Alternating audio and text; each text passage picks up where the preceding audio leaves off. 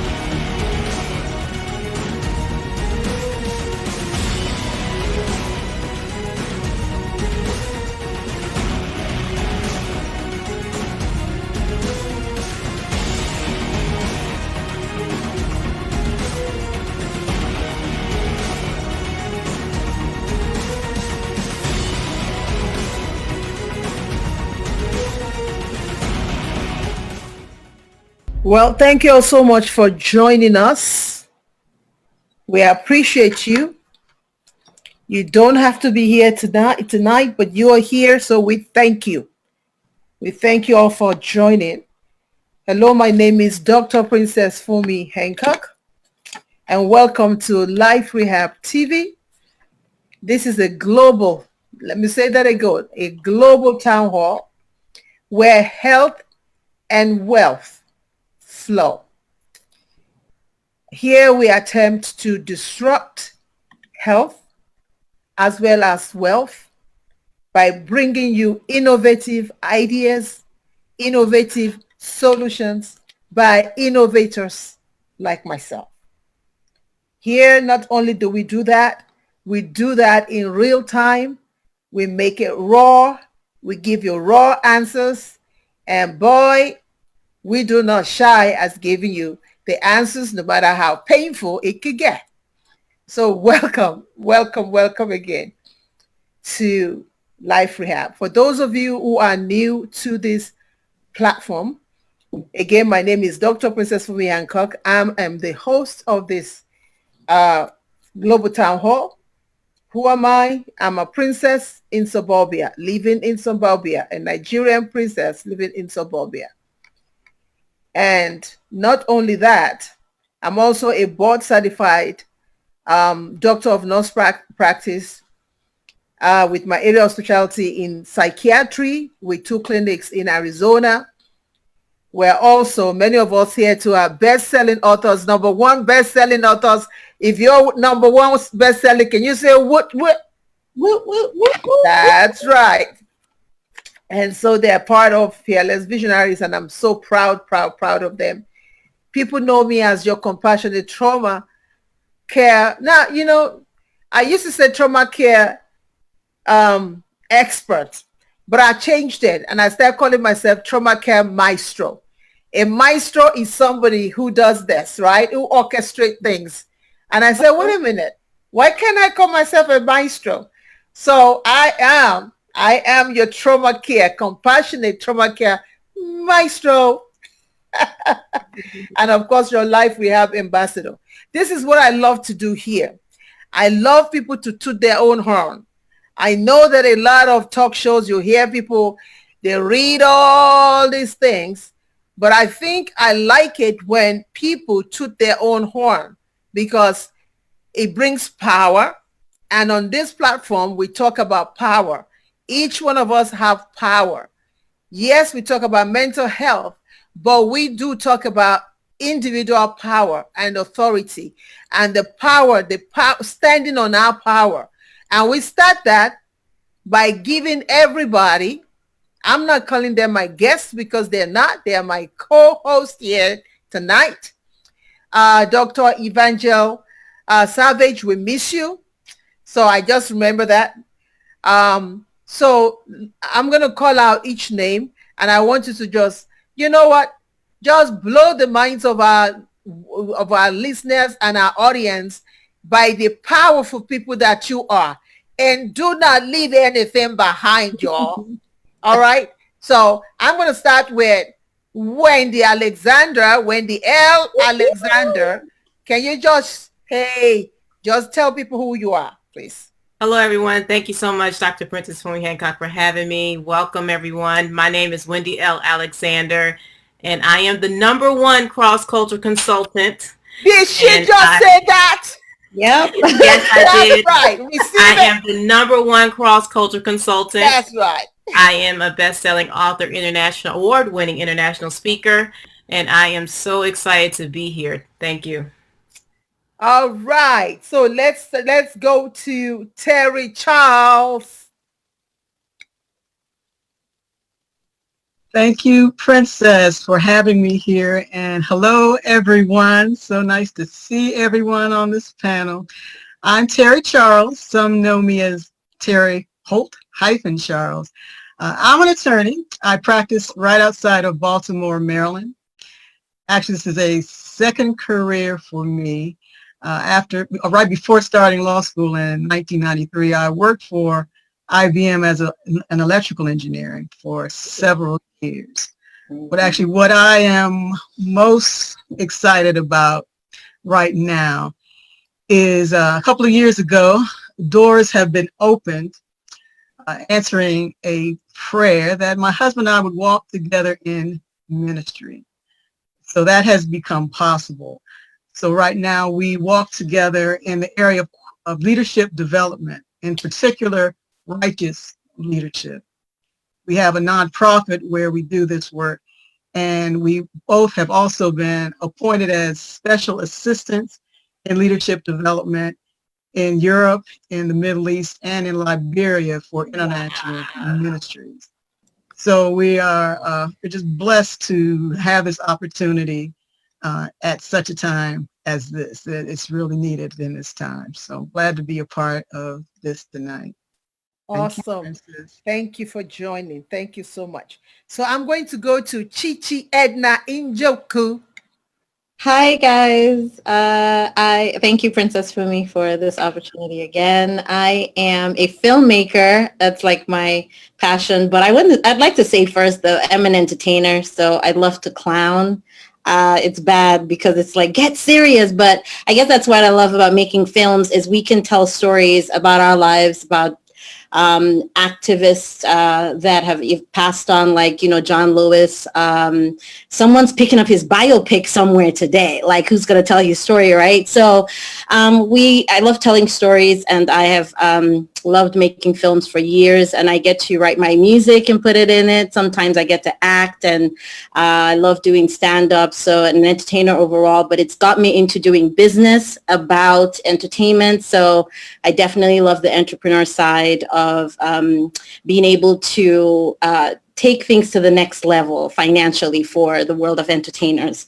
And so I'm also a best-selling author, thanks to this whole team of ladies here. They are super supportive under the Fearless Visionary platform that Dr. Princess Fumi has brought us under. And that's pretty much it for me. Thank you so much. So I'm gonna go to Erica T. Johnson. Good evening, everyone. I am Erica T. Johnson. Thank you so much, Dr. Princess Fumi Hancock, for inviting me on the platform tonight. I am a mechanical engineer, have been for the past 19 years for a Forbes #2 company, which is ExxonMobil. I'm also the creator of Reset Your Business and Life, where I create safe spaces for women, create experiences for women that really allow them to disrupt their negative patterns of thinking so that they can walk in emotional, mental, as well as financial wholeness, because I also believe too that I have a gift of helping people expand in the area of wealth. And so I really appreciate this platform. I'm excited about what we're going to share on tonight. And again, thank you for inviting me. Awesome. All right. Okay, so you're probably looking and say, well, all these women, and there's this man just sitting waiting and just been waiting, like watching us all and saying, okay, it's going to be my turn soon. So allow me to introduce Pastor Felicia Micah. Can you please introduce yourself? Well, first of all, thank you, Dr. Princess Fumi Hancock, for inviting me to this platform. I'm really grateful to be a part of what's going on today. Like you said, my name is Felicia Micah. I'm a pastor. I've been in the ministry for over 2 decades now. I'm very, very passionate with the work that I do in the ministry. And also, I'm a mental health clinical counselor. I have a practice somewhere in Brentwood by the name Providence Counseling and Wellness. I'm very passionate about working with individuals dealing with the issues of mental health, addictions, and things like that.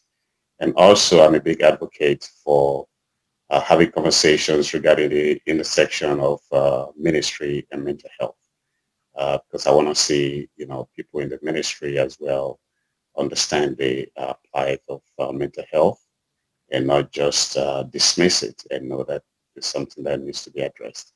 So those are my passions, and I'm honored to be part of this platform. Thank you for inviting me. Thank you so much. Now I'm going to go to, all right, so I don't want to butcher her name. Shweta? Yeah, that's Shweta? right. Yeah. Hello, good morning, everyone. So it's like 5 a.m. in India. And thank you for having me here. Thank you, Dr. Princess Fumi Hancock. And I am an India certified clinical psychologist.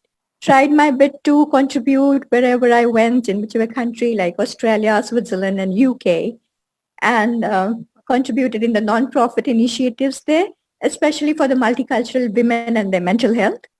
And back in India now, and I run here Women TV, which is a non-profit platform again to give a fearless platform to the women to talk about their untold stories, their power stories. And they're so beautiful. I'm just enjoying my journey in Women TV. And again, thank you for having me. Thank you so much for coming. Now, Dr. Lenora Muhammad. Salaam alaikum. Hey, everybody. I am Dr. Leonora Muhammad, and thank you, Princess Fumi Hancock, for having me as part of this Town Hall series. First and foremost, I am a fearless visionary tearing the veil on intimate partner violence and workplace trauma.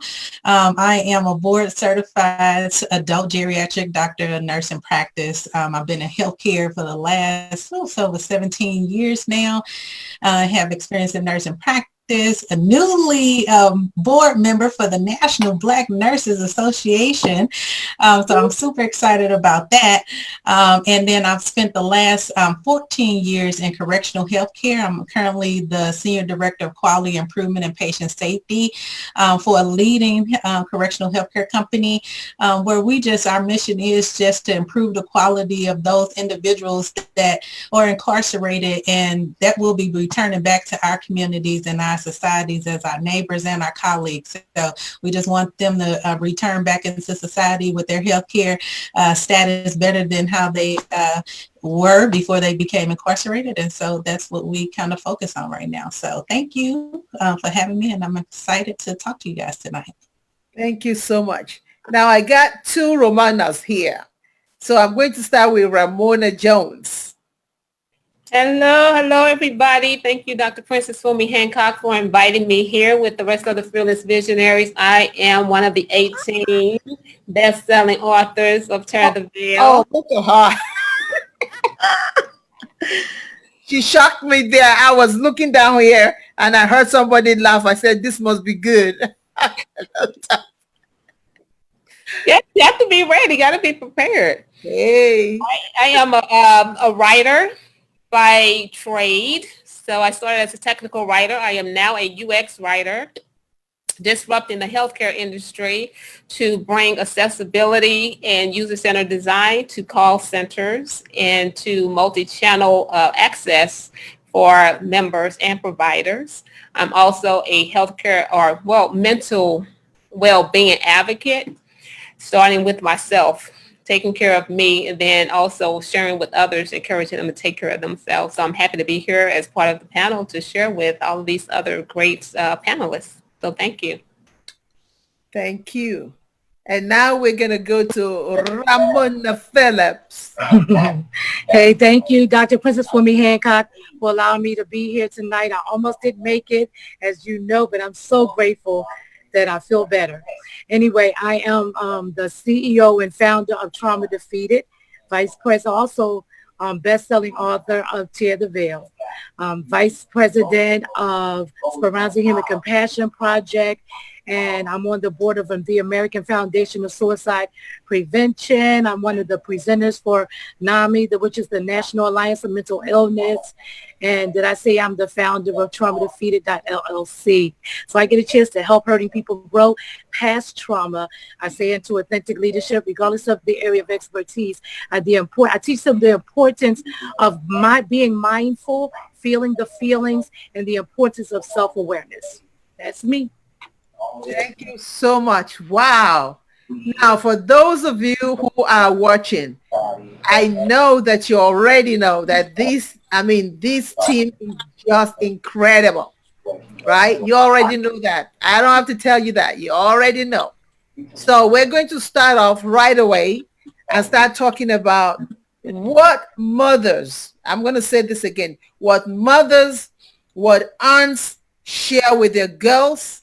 And of course, we want to hear the perspective of a father who also has a daughter. Let me say that again. What mothers, what aunts share with their girls, right? What do we share with their girls? And of course, what does a father, what is the perspective of a father in this case? In this day and age, so many things are happening in the world right now that if we are aunts, if we are mothers, and we do not pay close attention to our children, they will get lost in a lot of things that is going on nowadays. This is why this global town hall is very essential, that it's not only talking about mental health, but it's disrupting the platform of mental health by bringing together health, wealth, politics, history, whatever it is that might be ailing the society, bringing us together to now discuss it, not only discuss it, to also bring solutions. Now, here on this platform, we might differ. Our ideas might differ. This is what makes us special, because our ideas are different. And because of that, there are some things that we might think this is the way it is, but when we hear somebody else, it gives us a different perspective. Let me give you an example of that. The last one we did, Dr. Evangel, God bless her. At the end of it, she said something very powerful to us, behind the scenes, of course, which Well, it's no longer going to be behind the scenes because it's going to be on the show. So, and I'm sure she doesn't mind me sharing this, because before she came, she was so hurt and there were so many things going on with her that she didn't think that she could even sit in a platform with Caucasians, right? She didn't think she could sit in the platform with people. She just doesn't see what the likeness is because of what is going on, and she's a social scientist going on in the world. But after she sat and she heard everybody, at the end of the day, we all started talking about, wow, I didn't think it that way. We didn't think it this way. And she was like, I am so grateful that I took my time to really, truly be a part of this. I truly believe that this is what's going to happen again today. You're going to live with knowledge. You're going to live with understanding. You're going to live with even greater compassion. You're going to live with dedication. And hopefully you're going to live saying, I can no longer be silent. Let me say that again. You're going to live saying, I can no longer be silent in the area of influence that I might be. I can no longer be silent. Now, let me give you a disclaimer. This is not a political platform, but I can tell you this much. When we talk, if politics come in it, well, so be it, because that's part of life. But this is not a political thing.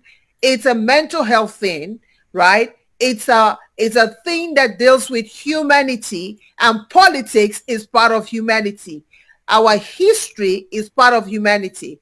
So if you're sitting there saying, well, are they going to start bashing anybody? Well, that's not the intent. But if we happen to kind of park ourselves in your bedroom and whatever we say is right under your bed sheet, don't think that we are talking about you. Well, just think it through. Whatever it is, think it through. So thank you again to all of my co-hosts for being a part of this.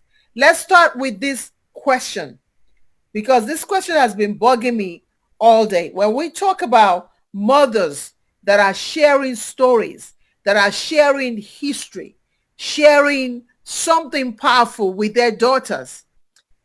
About a week ago, I was going through Instagram and Chichi. This one is for you. I saw your daughter, and I remember the last time that I saw her, I said, I don't know what Chichi did, but boy, Chichi is in trouble. She's in trouble because this girl, my goodness. When you talk about beauty, I said, thank God I'm not Chichi. And I thank God I don't live close to their house, because boy, I would be an auntie that would be on top of her behind every second. Yeah. So, having said that, I want you to give us one thing, just one thing. Let's start with that. One thing that you know when she was preparing to go to college. What was that one thing that you shared with her? I think the most important thing I've shared with Eve is having a personal relationship with her maker. For the simple fact that life takes us in paths and moments and seasons. And throughout the season of your life, if you do not have your maker with you, you will, anything can happen. And are you going to be able to have the grounds? Are you going to have your foundation? I'm not trying to preach, but the Bible talks a lot about if the foundation is broken. So if there's no foundation that's solidly, and your feet are not solidly somewhere where you can stand your ground and you have something you believe in, you know, they say if you don't believe in something, you'll believe in anything. So for me, that was probably the most important thing that I shared with her is, listen, life happens. And when life is happening, you want to make sure that you have your feet solidly in your maker in God, because that is where you can come back and rest. That is where you can find your solace, your peace, you can learn from whatever life brings you. You can learn from having that foundation, which is what my mother taught me. So Awesome. that's Thank one thing I shared with her. A lot of things, but that's where I would start. you. Have you seen her pictures? Oh my God. So She's like, yeah, I know. So man, the girl. yeah, I'm like, oh my God, she's beautiful. And she wants to be an OBGYN, 4.0 student, worked very hard, very focused. So what Yeah, people she's see, gonna very try hard. knows what she wants. You can't tell her anything. It's like great friends that she's known for years. Very solid person that I didn't have to do too much. So a lot of watching me and then saying, I'm not doing that, Mom. I'm not doing that. I want to do what my sister does. My sister's a heart surgeon. I want to do that. I want to do this. I want grandma this. And so basically looking at all these women in her life and peeking what I want in this person. What do I see? I see myself doing this. Mom, that's you. But when I do this, that's grandma. When I do this, that's auntie. And picking what she wants and defining herself and having that solid foundation that if you know who you are in your maker, then everything else really falls into place as you grow. So now, I like what you just said there, because a lot of times people think that the people around us are not watching. Yeah. We think that they're not watching. We say, oh, they're just kids. They'll go with their own kind and do their own thing. But the thing is, either you're an aunt, either you're a sister, no matter what, people are always watching. Right. Now, I want to go to Wendy here, because again, that's another thing now. About a few months ago, I'm on the social media and I saw Wendy's daughter and the son, and I saw the daughter graduate. I called her, I said, what you mean graduate? Didn't she just get it? And I'm like, where did the time go? My goodness, where did the time go? You did. And so I saw the picture and I saw how happy my sister was just with the daughter. So I want Wendy, I want you to share with us, was there an intimate moment with you and your daughter with graduation, right? With Chichi, I started off with, she's going into college, right? And Chichi had to tell her some stuff. With you, she don't finish college. And now it's like, what's going on, sister? So what was that intimate moment between you and your daughter? We actually did have one. We actually had one during the graduation, after the graduation. But one of the things, I guess as a mother, the first thing I felt was I just wanted to make sure I told her, make sure you go out and do what you want to do in life. Don't do it based upon what your father and I want you to do. Do whatever is going to make you happy within your career. Because what we also found out is that she's an entrepreneur. I'm not sure where she got that from, but yeah. So I could, when she said that's what she really wanted to do, was start her hair business and stuff. And I just looked at her and I was like, listen, you got to do whatever's going to make you happy. You can't do what we want you to do. I know you said one thing going into school, but you got your degree. That's what we asked you to do. I appreciate that, but just always be true to yourself and just do whatever's going to make you happy, and making sure that you look out for your goals and set your own standards of life.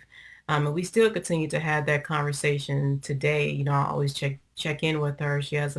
I'm proud of her. She has a full-time job. She got it as soon as she got out. Benefits, okay. With some PTO time, a real job. Plus, she's an entrepreneur. She has her own hairline, and so she's doing both. And so it kind of reminds me of myself a little bit. So I was like, how can I be mad or be upset? She's just like me, And so I just encouraged her really, and I just continue to do it, just to be true to yourself, and just as long as you're happy, and don't worry about what someone else thinks and what they're going to say because you didn't do what you said you were going to go to school for. It's okay to pivot left as long as you're happy. Right. That's right. Well, speaking about pivoting, when I went to college, I started off as a music major. Uh-huh. So I was one of those that was playing the piano and doing that. And I did that for 2 years. After 2 years, I said, okay, Doggin, I'm done with this singing. I'm done with this piano. And I pivoted into English and writing. And then from English and writing, pivoted into social work, and then pivoted into healthcare, which is where I'm docking right now. So I do understand that pivoting. It's more, what's more important is there's nothing you do that is wasted. It's never wasted. That even when we don't understand that, it's still never wasted. So thank you for sharing that. Pastor Folusha, I want you to think in the perspective of a younger daughter. You have a younger daughter and you're growing that daughter. Even as a pastor yourself, what are you telling, or what would you share? For example, what would you share with your own daughter? Then secondly, what would you share with the young ones that are in ministry? Well, thank you for the question. First of all, I would say I have two daughters. The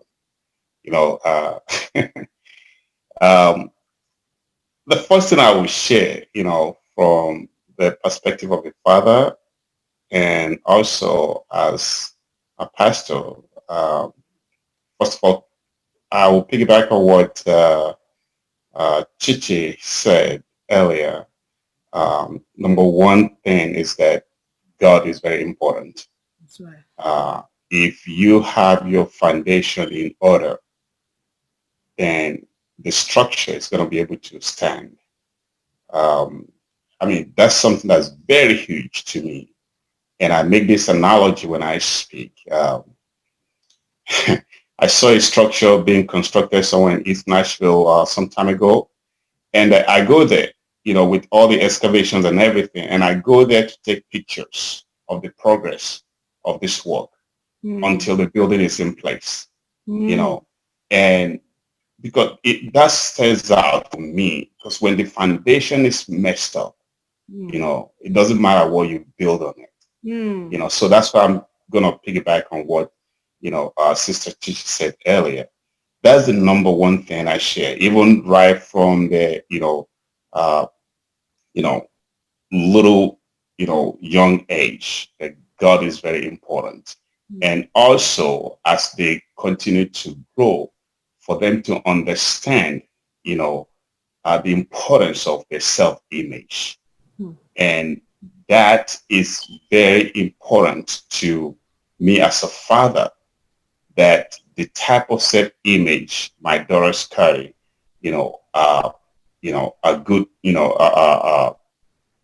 is a good type, and I know that I have a big role in ensuring that they grow up with a good and formidable self-image. Wow, this is awesome. What stood out to me is the building, the structure, how you go and you watch and you take pictures of the growth of that structure. And the fact that you said when the foundation, I'm just going to, right, I'm not going to say it exactly. I never say things exactly the way I heard it. But when the foundation is rotten, it doesn't really matter what you put on it. It might stay for a minute, but it never stands. So I want to go to our mechanical engineer. I want to go to Erica T. Johnson. Not every child that comes out through us physically, right, is daughters. We have daughters out there that we're mentoring in the workspace, in the corporate space. I want you to think about your corporate space, ExxonMobil. And I know that there are some girls that are drawn to you for a reason.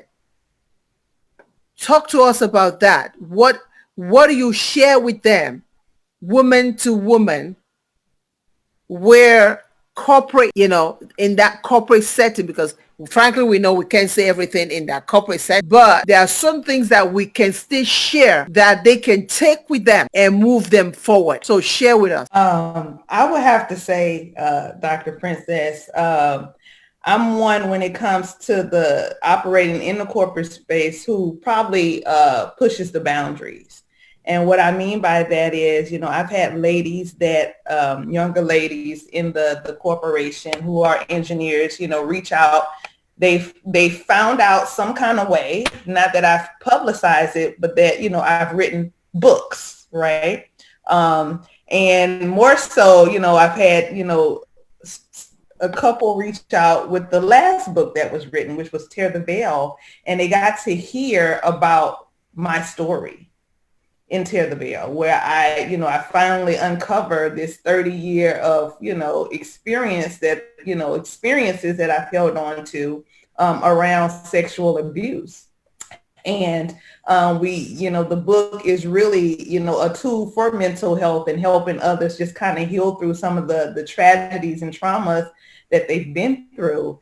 And, I've had, engineer reach out to say, I just want to let you know that you were so brave just to share, your story.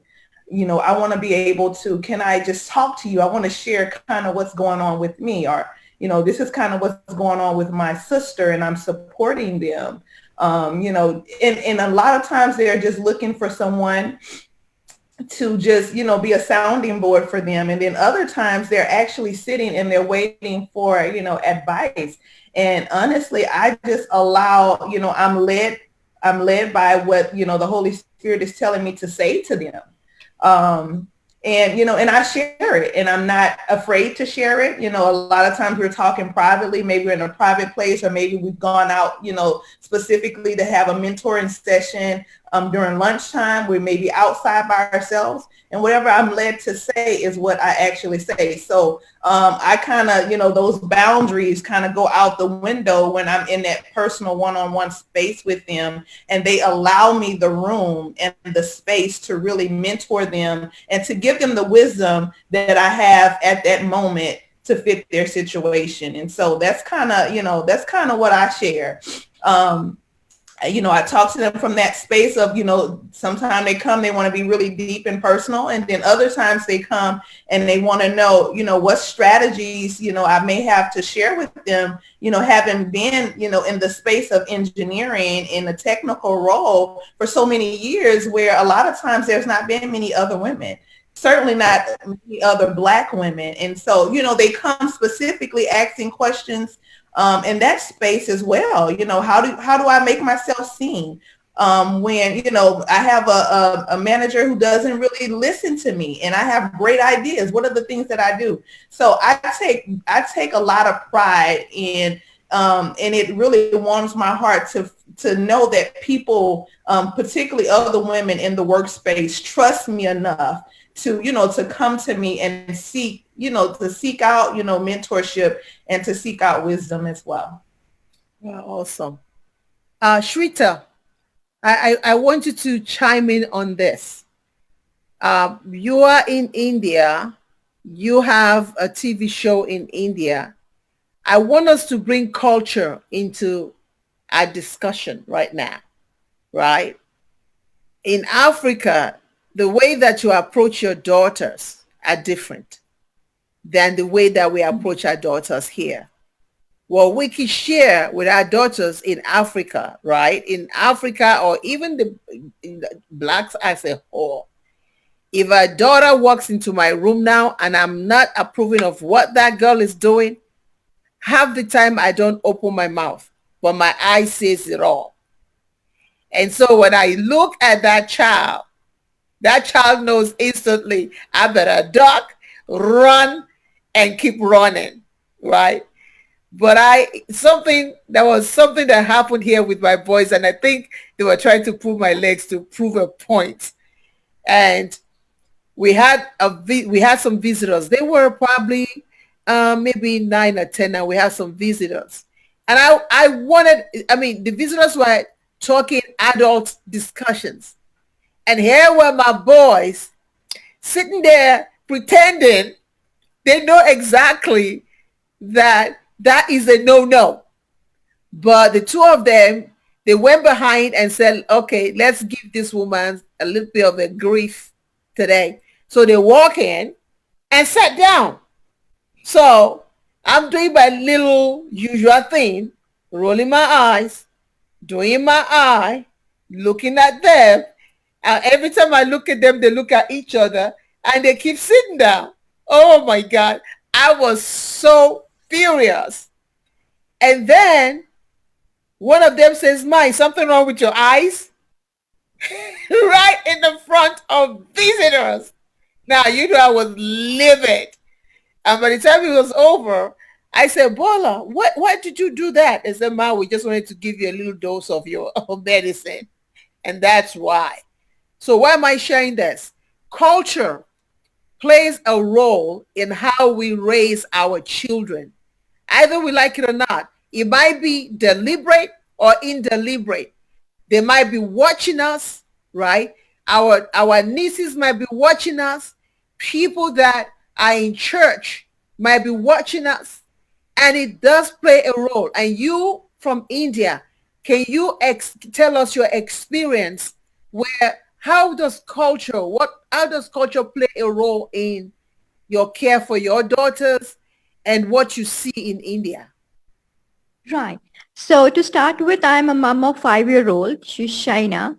And things are a little different in India because India is still under a lot of influence of past culture and the conditioning we have had due to the past experiences, our previous generations, which is carried forward.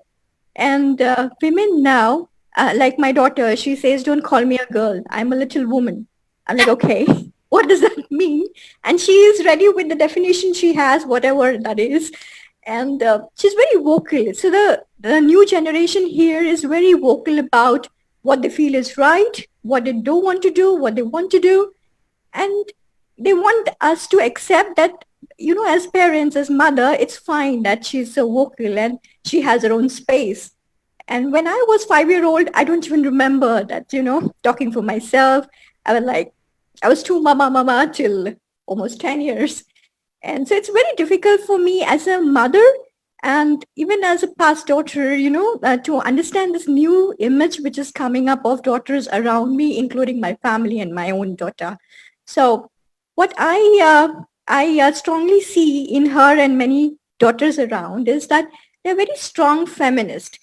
So as a mother, what I feel concerned and I feel it's my duty to help her understand that there is something very important, which is positive feminism. It's important to stand up for your rights. If you are not comfortable with something, talk about it. But at the same time, it's important that unnecessarily we don't get bitter about the opposite gender. And the example can be as simple as, "I don't like blue. That's about boys." I'm like, no, not necessarily. Blue could be of girls as well. It's a beautiful color. And only just because it's, you know, it's specific to boys, you don't have to hate it. It's all right. So somewhere it's important to make them understand right from this age that hating the other gender or not appreciating them for their so many good things out there, their support towards women empowerment, which is happening, you know, we are not doing the right thing. If we practice positive feminism ourselves, this is what our daughters are going to see and learn and then choose whether they want to follow this. But I'm sure they will, because anything positive is definitely carried forward. So positive feminism is what I feel I can really help her to understand from this age. Thank you. Thank you so much for sharing that with us. Dr. Lenora, all right, so I've been wanting to ask you this question for the longest. And here's the question. Brace yourself. I've always said, okay, did she start out being a Muslim or did she start out being a Christian and now converted into a Muslim? Number one. Number two, how do you combine Islam, the beliefs, with science? Because you are a scientist, kind of. So how do you bridge? So those are two things that have always, it's always been like this in my head that I was going to ask you. Number one, did you convert? If you converted, why did you convert? Right. Well, maybe I shouldn't ask that because you have your husband. Maybe that's the answer right there. And then, and then how do you take that? How do you merge religion with science? Yeah, absolutely. Thank you, Princess, for that question. Yes, I did convert to Islam. So, growing up, I was raised in a Baptist home. So we went to church on Sundays, and we sang in the choirs, participated in Sunday school. It was me and my god sister and my godmother and my mom. We always went to church. That's one thing I do miss is the singing. Now, I will say that. I miss that good old singing in the church. But yeah, so we grew up in a Baptist home and going to church every Sunday. And later on in life, a few years ago, as you know, my husband is a Muslim, and he converted back in 1997. And when we married, I initially was still a Christian, or considered myself a Christian at that point. But as time went on, I decided to go ahead and convert. But really, and it's really not about conversion, it's really reversion, because it's really just everybody is, believing in God and making God the center of your life, whether you call him Jehovah, whether you call him Allah, whoever you call him is still that same God. So I think from a perspective of religion and science, it's really, the basis of Islam is still rooted in family, rooted in prayer, rooted in charity, and rooted in, making that sacrifice and helping people that are in need. And those are the same things that you see in your career and in your profession, especially in healthcare. Is all about taking care of your family, taking care of your patient's family, taking care of people that are in need, people that are down and out, that are not healthy. That's, the goal of being in healthcare and wanting to help others. So really, to me, it's not so much of a difference between religion and science, because it's all rooted in those same similar things. We all want to have the best health, always want the best for each other. And it's really just, like you said, that foundation is so much the same. So it's really not hard to believe in Islam and also believe in the care that we have and the help that we want to give to others. Wow. Thank you so much. Ramona Phillips, you have been, since I've known you for years now, you've been involved in a lot of things that I've always wanted to be involved with.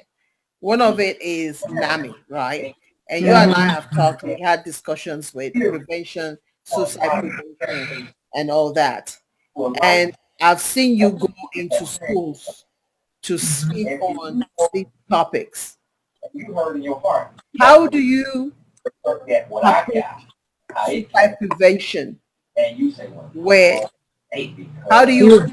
He was breaking up. He was breaking up a little bit. All right. So how do you approach that topic of suicide prevention with girls? Can somebody mute? Somebody's in the background. So I need somebody to mute.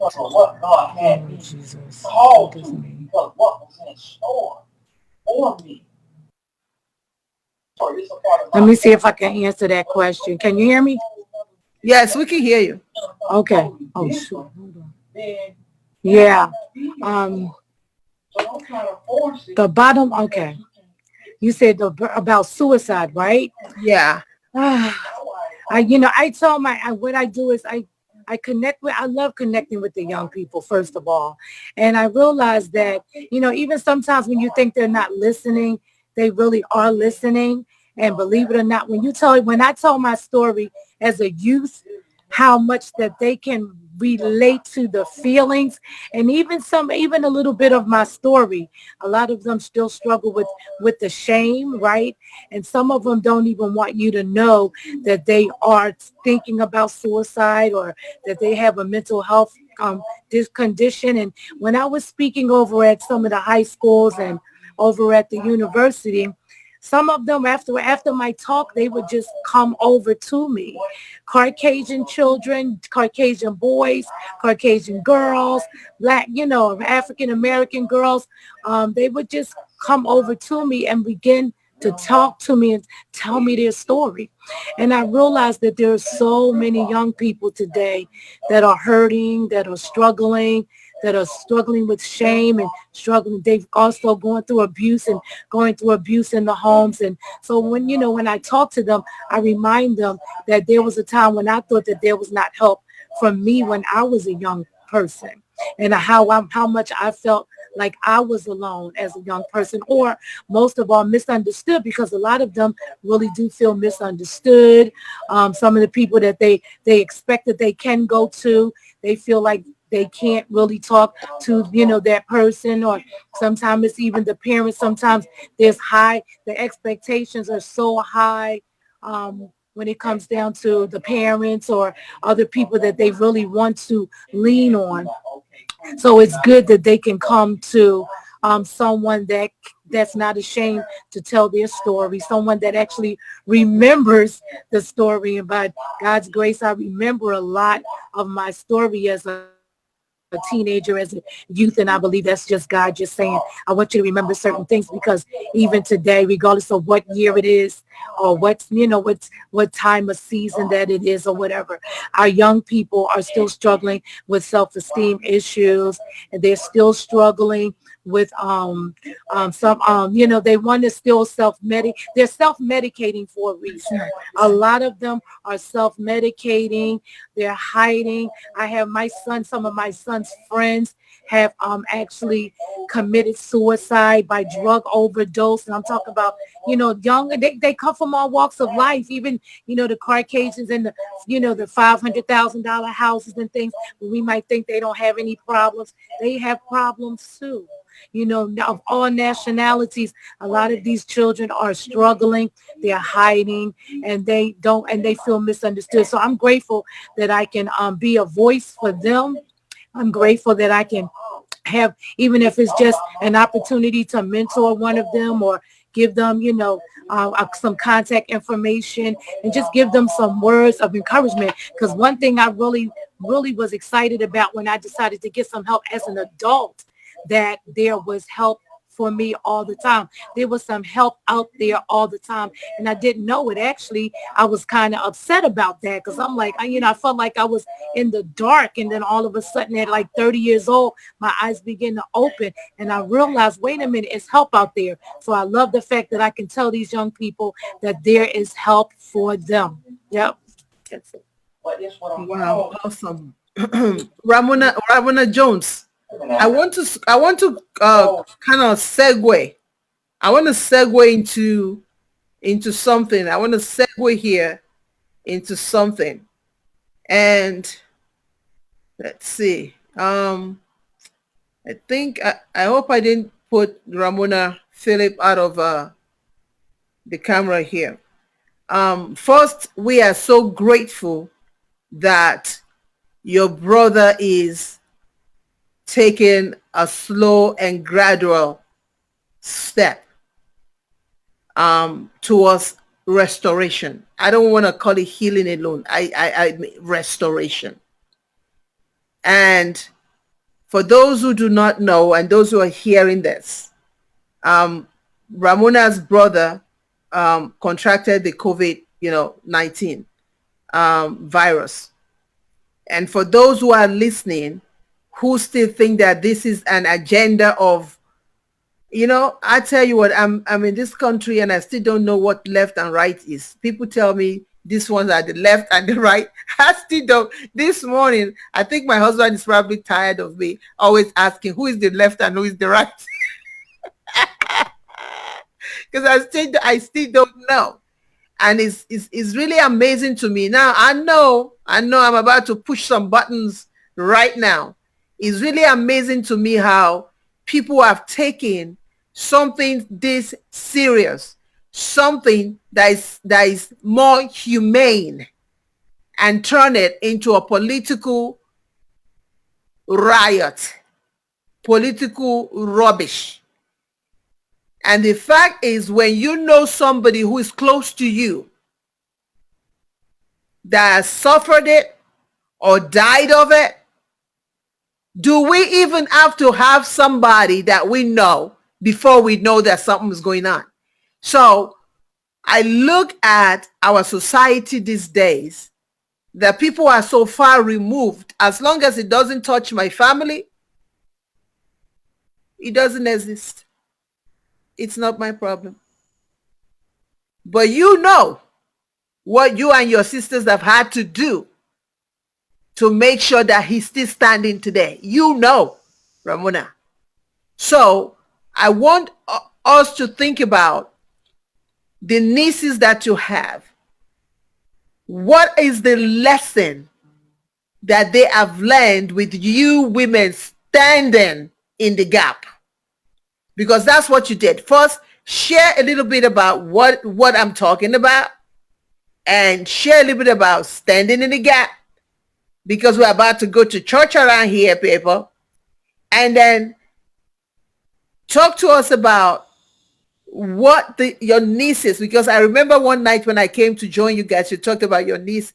What are they getting from seeing the women in the home standing? Yes. Well, so my brother did contract COVID-19, and because of some other underlying health conditions, it was very critical for a period of time. But thank God the Lord has, and today he said, I said, the Lord brought you from a mighty long way. He said, the Lord brought me all the way. So what we did was, and Princess had suggested, because we had been praying, for him, and fasting and praying. And so Princess, suggested that we do a midnight vigil prayer service. So I started hosting a Zoom, and everybody who could join, we would come together and we would pray, for God to heal him. And not only him, my mother taught us not to just be concerned about, you're for us and no more, but to pray for everybody, to have compassion for everybody. So not only were we covering him, we were covering the doctors and the nurses and everybody else who was suffering, people who had lost loved ones, and just coming together with the prayer and the unity of the family. It really let my nieces see, the next generation, see that prayer is powerful, and the unity of family coming together, rallying together around a common cause, that we are greater together, and that there is, power. The Bible says, where 2 or 3 are gathered together in my name, I'll be there in the midst. And so then there were issues and things that we had going on, with each other. So we got a chance to pray for each other, and just knowing that you have a place to come, a place that you can come and feel the power of God, the comfort of God, the comfort of family, knowing that you're not alone with it. And all of the stresses that come with, the COVID-19, the fear, the anxiety, the depression, and then, if you get a little sniffle, you're wondering, do I have it? Or you may have some other sign of something going on with you. So just the power of prayer, the power of family is showing our nieces, that there are, strong women who are willing, to stand in the gap and to pray, and that they can also increase their prayer life, that they can also share whatever is going on with them, that they have a safe place. So I think that's the biggest lesson in there, that you don't have to carry your burdens alone, that you can come together as a family. You have a safe haven, you have a safe place where we can not only just pray together, but let's talk about it. What's going on? What do you need? Let's rally together for each other. So family, the strength of family. and the strength of prayer. I think it's the key thing that that they're taking away. And I know one of my nieces was like, we need a Bible study. You older saints should be teaching us, you know, because sometimes there's like things missing in the gap. You know, when you go through life, when you go through your struggles and your journey and you learn some things along the way, and you keep those stories to yourself, then other people may be suffering and not knowing. They may look at you because a lot of times, you know, we say, I don't look like what I've been through. So you can't look at me. You can't look at these other fearless visionaries and say, you know, oh, your life is just all peaches and cream. You haven't had anything wrong with you. That you haven't had any problems. You look wonderful. Like everything is all right. Mm-hmm. But we have those scars, and sometimes we hide those scars. And so we don't give people permission to share their scars. And so I think that's the beauty in coming together to pray and to let people know that you don't have to carry this burden alone, that you don't have to suffer in silence, that you can get help. Awesome. Thank you so much. Pastor Felicia, I want you to answer this question because one of our viewers asked that question, Sharon. She says, how would you counsel a person who is living with a disability who has been encouraged to commit suicide? Boy, I actually had one of my patients who did that today. But I want you to answer it. Then I want Wendy to answer it because, you know, Wendy's been through, has had our own experience growing up with, I'll let her share her own story. So let's start with you, Pastor. Well, thank you for that. Let me first of all say that, you know, the way we look at disability in our society, I don't look at it that way. And I'm sure there's a lot of people that don't look at it that way. I have several, you know, videos of people that are physically disabled, but who are mentally extremely intelligent and competent. Because you are physically disabled doesn't necessarily make you disabled, you know, and this is what I tell people. You are more than what we can see in the physical. You know, I've seen people without arms who are paying salaries to people who are physically complete, you know, who are putting food on the table for people who are physically complete, people without legs, you know, people with all kind of, you know, what we call physical disability. You know, maybe a part of the bodily extremities is not present. You know, so whatever it is, you know, that's not the core of the issue. You know, regardless of what is missing in our bodily extremities, you know, we need to know who we are as a person and surround ourselves with the right people. I like that. Not people that will put you down. Oh, look at you. And if I may say this, you know, this is connected to the question as well. I remember my son telling me a story. He was, I think, 13 at the time. He was at a camp. And there was this young lady that was being harassed by her cousins, right? Her friends, supposed friends, and making fun of her and all that stuff. And my son didn't like that. And he went to her to talk to her, you know, said, don't listen to them. What they're saying about you is not right. That's not who you are. They're making fun of her outward appearance. She's ugly and all that stuff.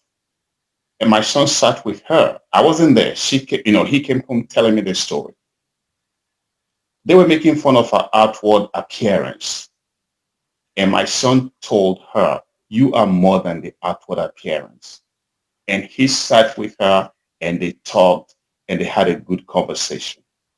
He said, when you live here today, remember what I'm telling you, that you are more than how you look on the outside.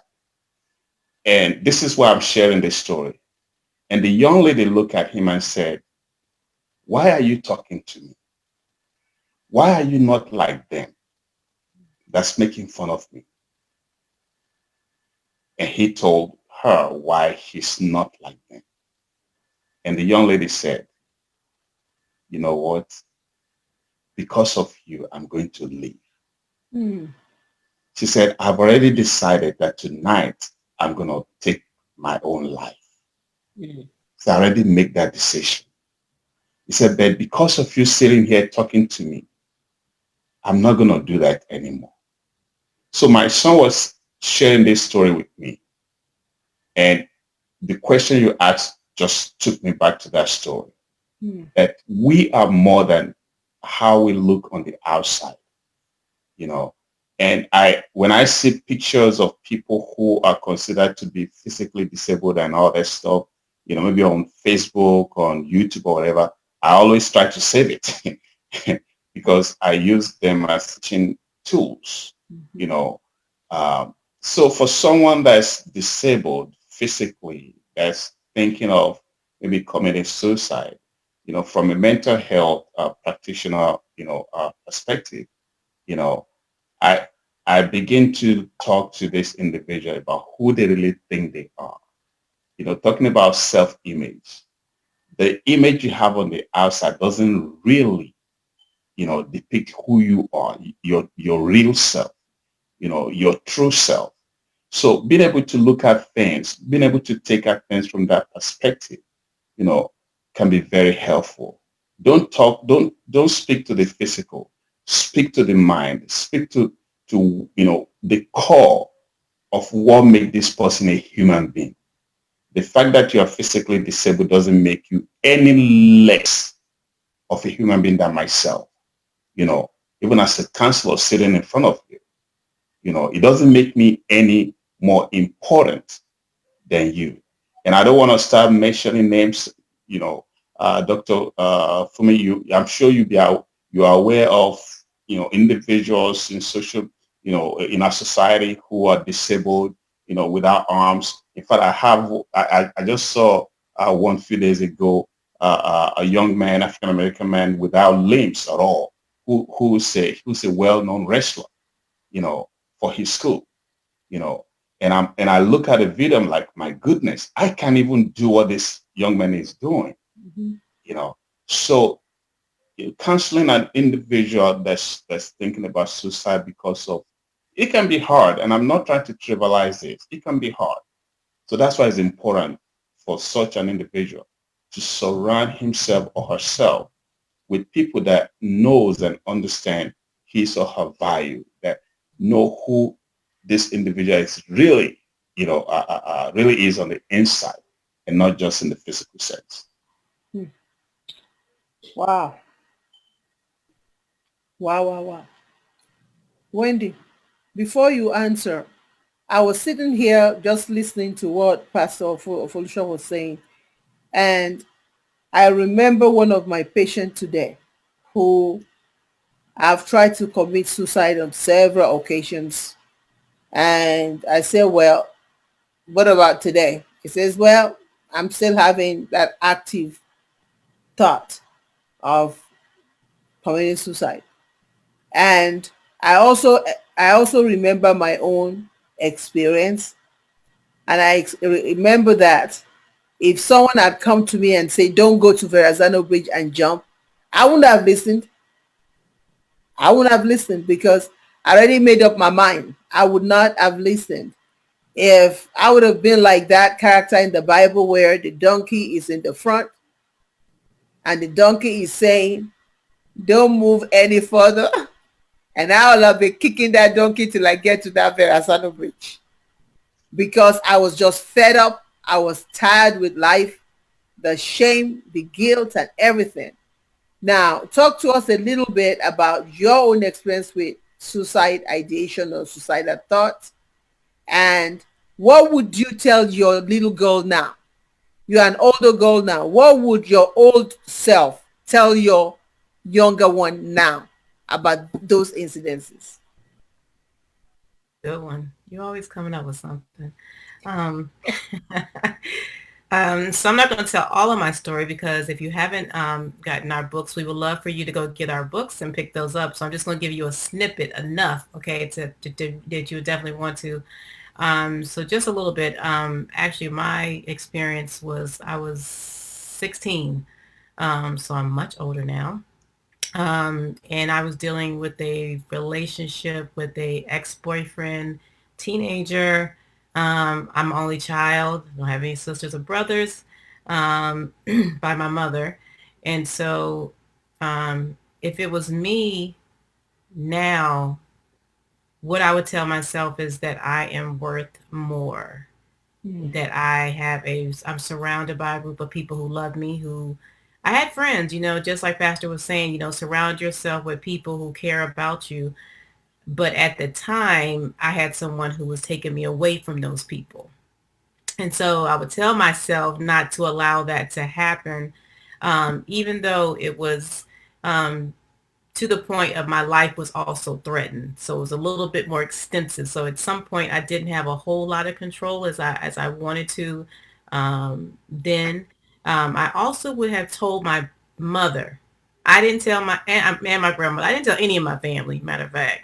I would have definitely told my family now. I would have looked for help because now, there's so many resources out there. And I was like, I don't remember all these resources being out there when I was a teenager. People wasn't talking about suicide then, it's something that I had heard, I'm sure on TV or somewhere.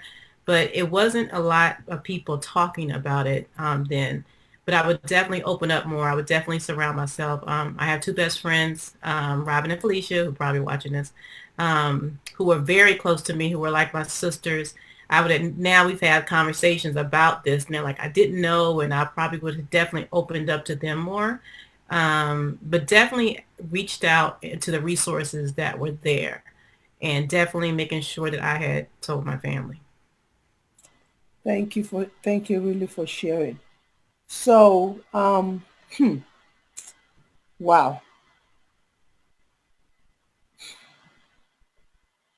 When we look at our role in society, we see the millennials, we see the Gen Zs, and now Erica T told me about the Alpha Gen,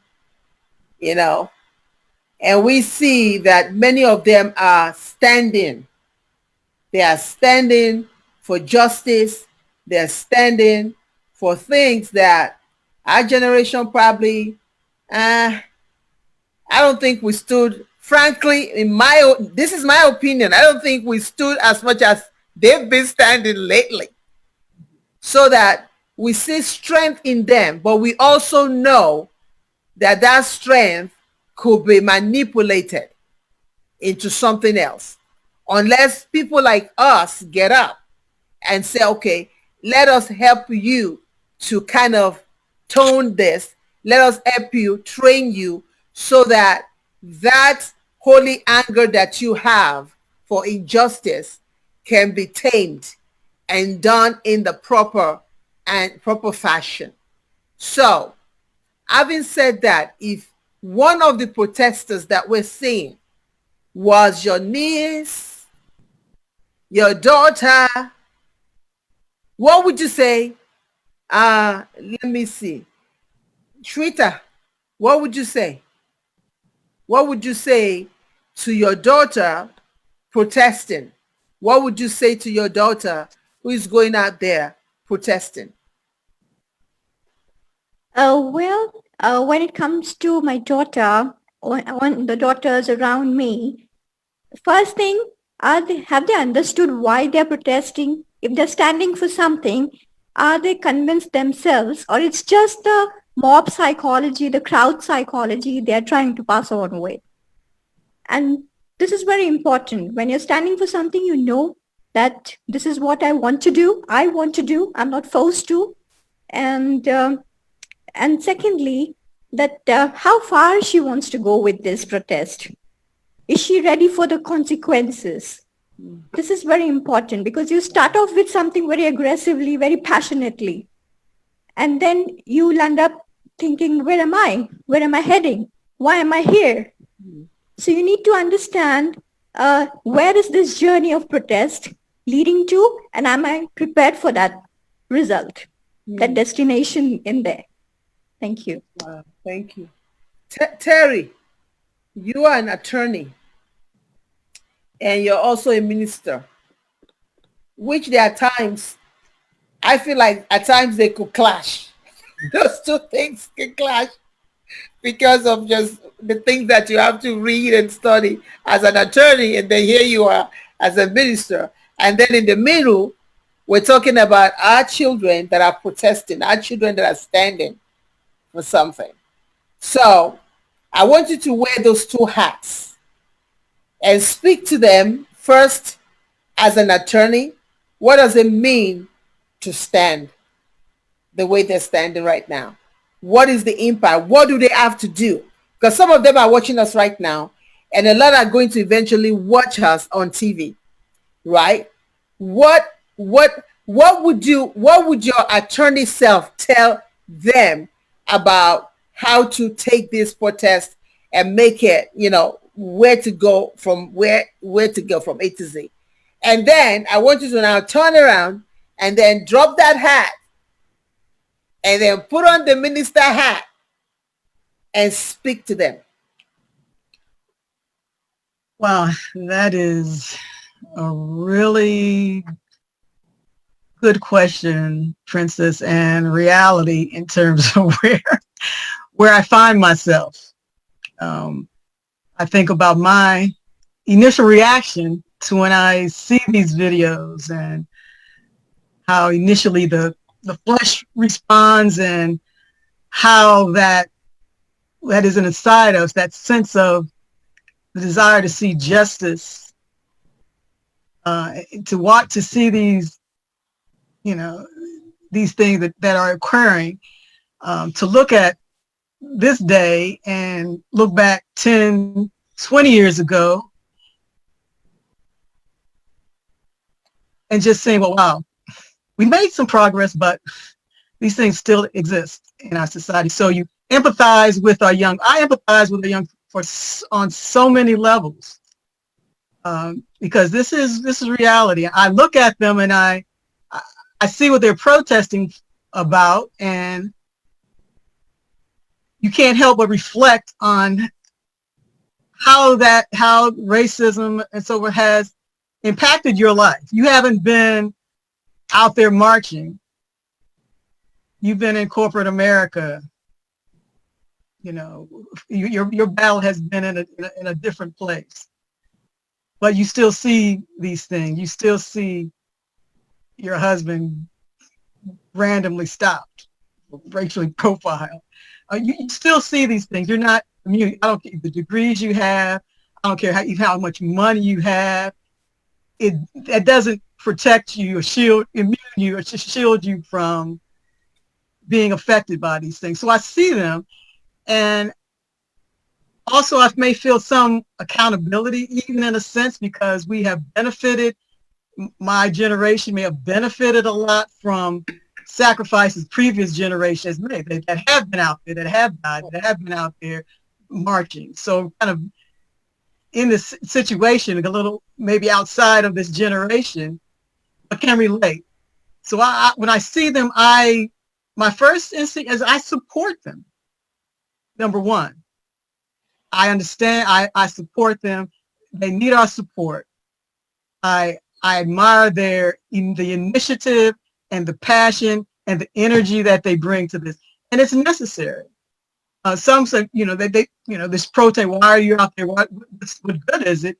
Sometimes you need to get people's attention, and it has gotten attention. I see a difference for this generation, which is powerful because there were other races that supported in the civil rights movement, but when you look at the masses, and you see the support and the different races all over the world that's watching and standing with them and supporting, I think it's a positive thing. So, so my initial reaction is I support it. I do support them, but I'm recognizing that they do need guidance. And there have those that have gone before, they need to understand, how does change come in our country? How do you do that? They need to know who they need to contact, who needs to hear, who they need to be speaking to. How does change come about? And that's something where I see where we can mentor the older generations and come in and get under them and help them through that, guide them through that process. Guide them through how do you raise up to be the leaders, because we need these. They're going to be our future leaders. Yes, sir. So that's exciting. So I look out and I'm like, our future president is out there is out there protesting somewhere. So I'm encouraged. That has given me hope that we have a future, that something's going to change. You see that change is going to come, and it's possible. So I'm very encouraged by that. And that is, from that side and how we can support them and feeling about that they are necessary. My prayer is that, it's not just a fad. You just don't, it is not just a mob mentality. We're on board. All right, now we're tired of this now. Let's move on to something else, because we have to stay. It's not something that this generation may think, oh, it didn't happen overnight. We did this for a month. I'm tired now. Nothing changed, and they give up. So we have to continue to encourage them that you don't give up. This isn't going to happen overnight. We didn't get here. We've been here hundreds of years. It didn't happen overnight, and it's not going to be resolved overnight. And there is a process, and the law can get you certain results. It's not going to. You realize this is not something that, and this is where you go. It's not something the law can't change. The law is not going to change anybody's heart, right? This is something that's in the heart of men. What is this that causes hate one another? Having the need to feel superior to one another, having this whole thing about how we compare with one another. It's not something that the law can change. Now, when we're wrong, the system can be used if we make some changes that justice can be to try to bring some resolve to it, to try to make people. It doesn't always make people whole, bottom line, but it can help to hold some accountable when people just choose to abuse or choose or harm other people because of their actions and their attitudes. So the law is useful in that regard. But the real change comes from a change of the heart. And law can't, all the laws, all the police, anything that you put out there cannot change that. And that can only be changed by God. That's God's the only one that can change the heart. So as we're trying to rectify inequalities and put in things in place, policies and laws in place, and getting people who have morally aligned, morals in these positions that are making these decisions that are setting the direction for our country, we need to know that what's really going to change is changing people's heart. Right. And what changes that? What are some of the things that have changed people's heart? My hope has been that, in these places where I was the only one, right? The only black in the company, the only black in the department, the only black in the classroom, where you're in these places, well, you're really hoping that, maybe these people may have had any exposure to people that look like me. So there's something that they're fearing because they haven't known it. So, maybe they see someone with some character, they see something different. They're taking that and say, well, you know what? Everybody, they're not all like that. So if if you can present the right character, that people will listen. You know, they're more inclined to listen. These young people are interacting, whether it's music that's bringing them together, but there's something that is bringing cultures together, that you're able to be able to see people differently. And that is what is changing a lot of times. That's changing culture. What starts changing culture in the corporate world? What's changing culture in our schools as we've been segregated? You know, the music. I'm surprised. I might hear certain music blasting, rap. You might think you're going to turn and see somebody black. No, it's somebody white that's playing this music. How music has brought generations together, and so I think of the day when I was young where it made no difference, and now we're seeing a day where we have a lot more interracial couples, etc. So they're less, you know, we're not colorblind, but we're seeing that these differences aren't used to divide. It's kind of this division. And what is it that brings us together? Everybody wants to be loved. Everybody truly desires to have peace. But this is where we are in agreement. So we start from these places that we're in agreement, right?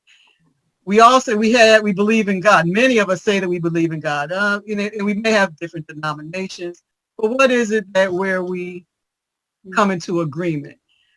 Love is something that is universal, right? And I believe that is what we really have to be working toward, and how we do that and how we interact with each other, not limiting that we need to be in prayer. I mean, it's something that where the battle is, we think it's here, but where the battle is, and those of us who know that, we know that that's where the change is taking place, and that's where we need to be doing, and that's where it's going to be happening.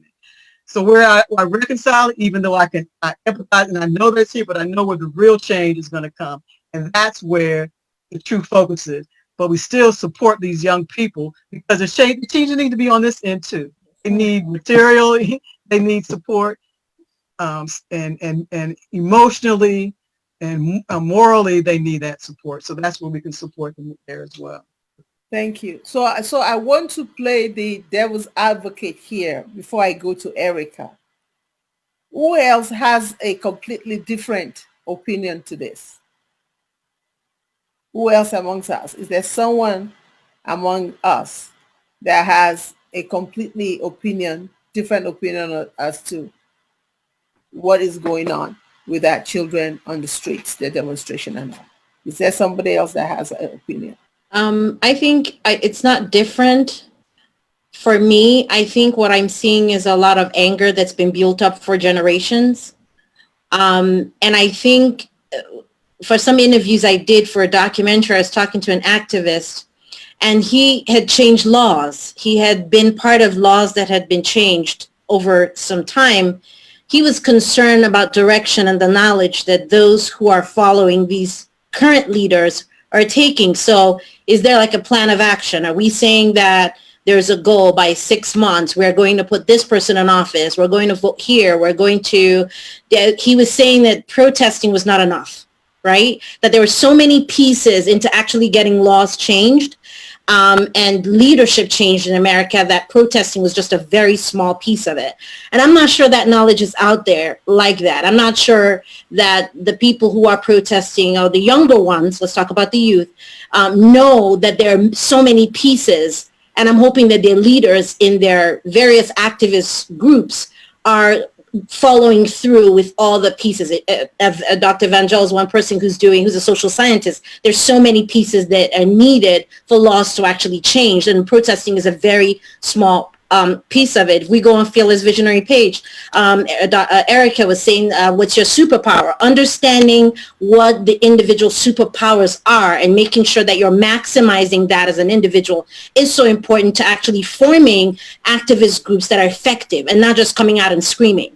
And that could be the view that I think is concerning in looking at those who are marching, who are taking down monuments. Is that really making change? Is that affecting change in America and our leadership? And will that change the opportunities that African Americans have, that our future kids have in the country? that would be where I think, you know, I'm not sure how well that has been addressed, or if some of the leaders are making sure that all the other pieces, that lobbying, going to call, apparently you're supposed to be calling your senators, and you're supposed to be bugging a whole bunch of people and setting up meetings and requesting for changes and putting certain leaders in office. There's just so many pieces other than protesting, and that's kind of what we're seeing. And I hope all the other pieces are being set in place for there to be actual change.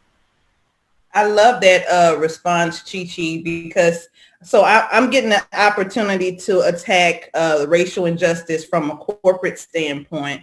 During the time here in Houston where there were actual marches with the Floyd family prior to George Floyd's memorial service, there's some other Black engineers that are in, my division, and it's not many of us, but there are a few, but a lot of them are either millennials or they're Gen Zs.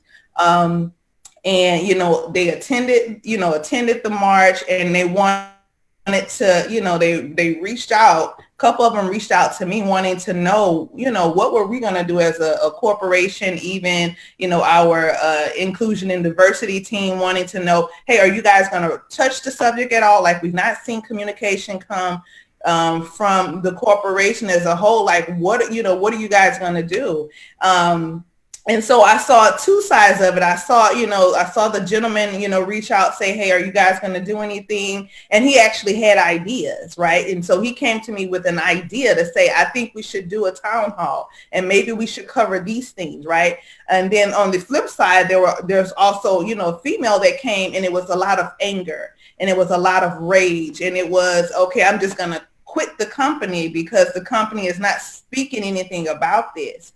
But what I was able to do was to help that young man take what he had actually sent and help him see that, okay, we can actually design some programming around this, and then garner the support of management, to the point where we were able to create a town hall discussion with our entire division. Not just one of them, but two of them. And then we were able to then go to smaller groups so that we can have smaller group discussions, which have ultimately led to, there now being talk of a creation of an inclusion and diversity team on that division level, where we're going to be focusing on the really hard topics, like the topic of racial injustice. And then what basically happened is the young lady, who was also very passionate about it but was really angry, she ended up joining forces and coming into the space, with the committee where we've been talking and we've been planning. So you get to see you're a whole lot more effective when you can communicate. You can communicate what it is that you desire. You can communicate what you feel like should be a plan of action, rather than taking the emotions of, hey, I'm just going to be angry, I'm just going to be mad with the world, I'm going to, burn up this building, or in this case, the young lady said, I'm just going to quit this job. I'm not going to work here. I'm going to go and work someplace else. And so, had I not been in that position of, being able to have influence right where I was in the job that I'm in, it could have been a very different story for both of them. One of them was a young man who, is still fairly new to the organization. Like, he could have had a very different experience had he not trusted me enough to reach out to say, hey, I've been to these march. There's been other new hires that marched with me for the Floyd family. Are you guys going to do, can you put on a program? Can you do anything? Right. And so that's where we come in with the wisdom that we have, with the influence that we have to say, and we validate the emotions, we validate their feelings, we validate their passions, but we also give them, help them see the right platforms and the right channels and tracks to go to get the point across, because we can't just be angry and just be silent, or we can't just be angry and then just take it out and destroy property and destroy people. We have to learn to communicate effectively what it is that we desire. Take the time, sit down, think about it, brainstorm, Bounce it off of a couple people. Say, what do you think about this? How can you add to this? Like, bring a diverse team of people together and come up with actions. And that's what we've been doing in the corporate space, in terms of, racial injustice and, the younger generation, the millennials and the Gen Zs that are passionate about this change. This is the way that we're helping them to allow their voices to be heard. Otherwise, the voice wouldn't be heard at all. Thank you. Dr. Lenora, let's talk about the prison system, because you're in the prison system, right? And we also know the percentage or the numbers of Black men that have ended up in the prison system. And many of them are watching from the inside out, and watching the riots and watching the demonstration and watching the killings and watching all of this. What does that do to them? What have you heard? What have you observed? What have you seen? Yeah, I think that those individuals that are incarcerated, this is just their everyday life of what they have become accustomed to in their communities, because a lot of these individuals that are incarcerated come from neighborhoods where this is what they see every single day, violence in their community. They are suffering from trauma, from childhood trauma experiences in their childhood that leads them to make not always the best decision that they can possibly make. And it leads them into a path to where they grow up and they become incarcerated, and they have to suffer and deal with those crimes. So one thing that Erica was touching on that just made me think about, everything that you were saying.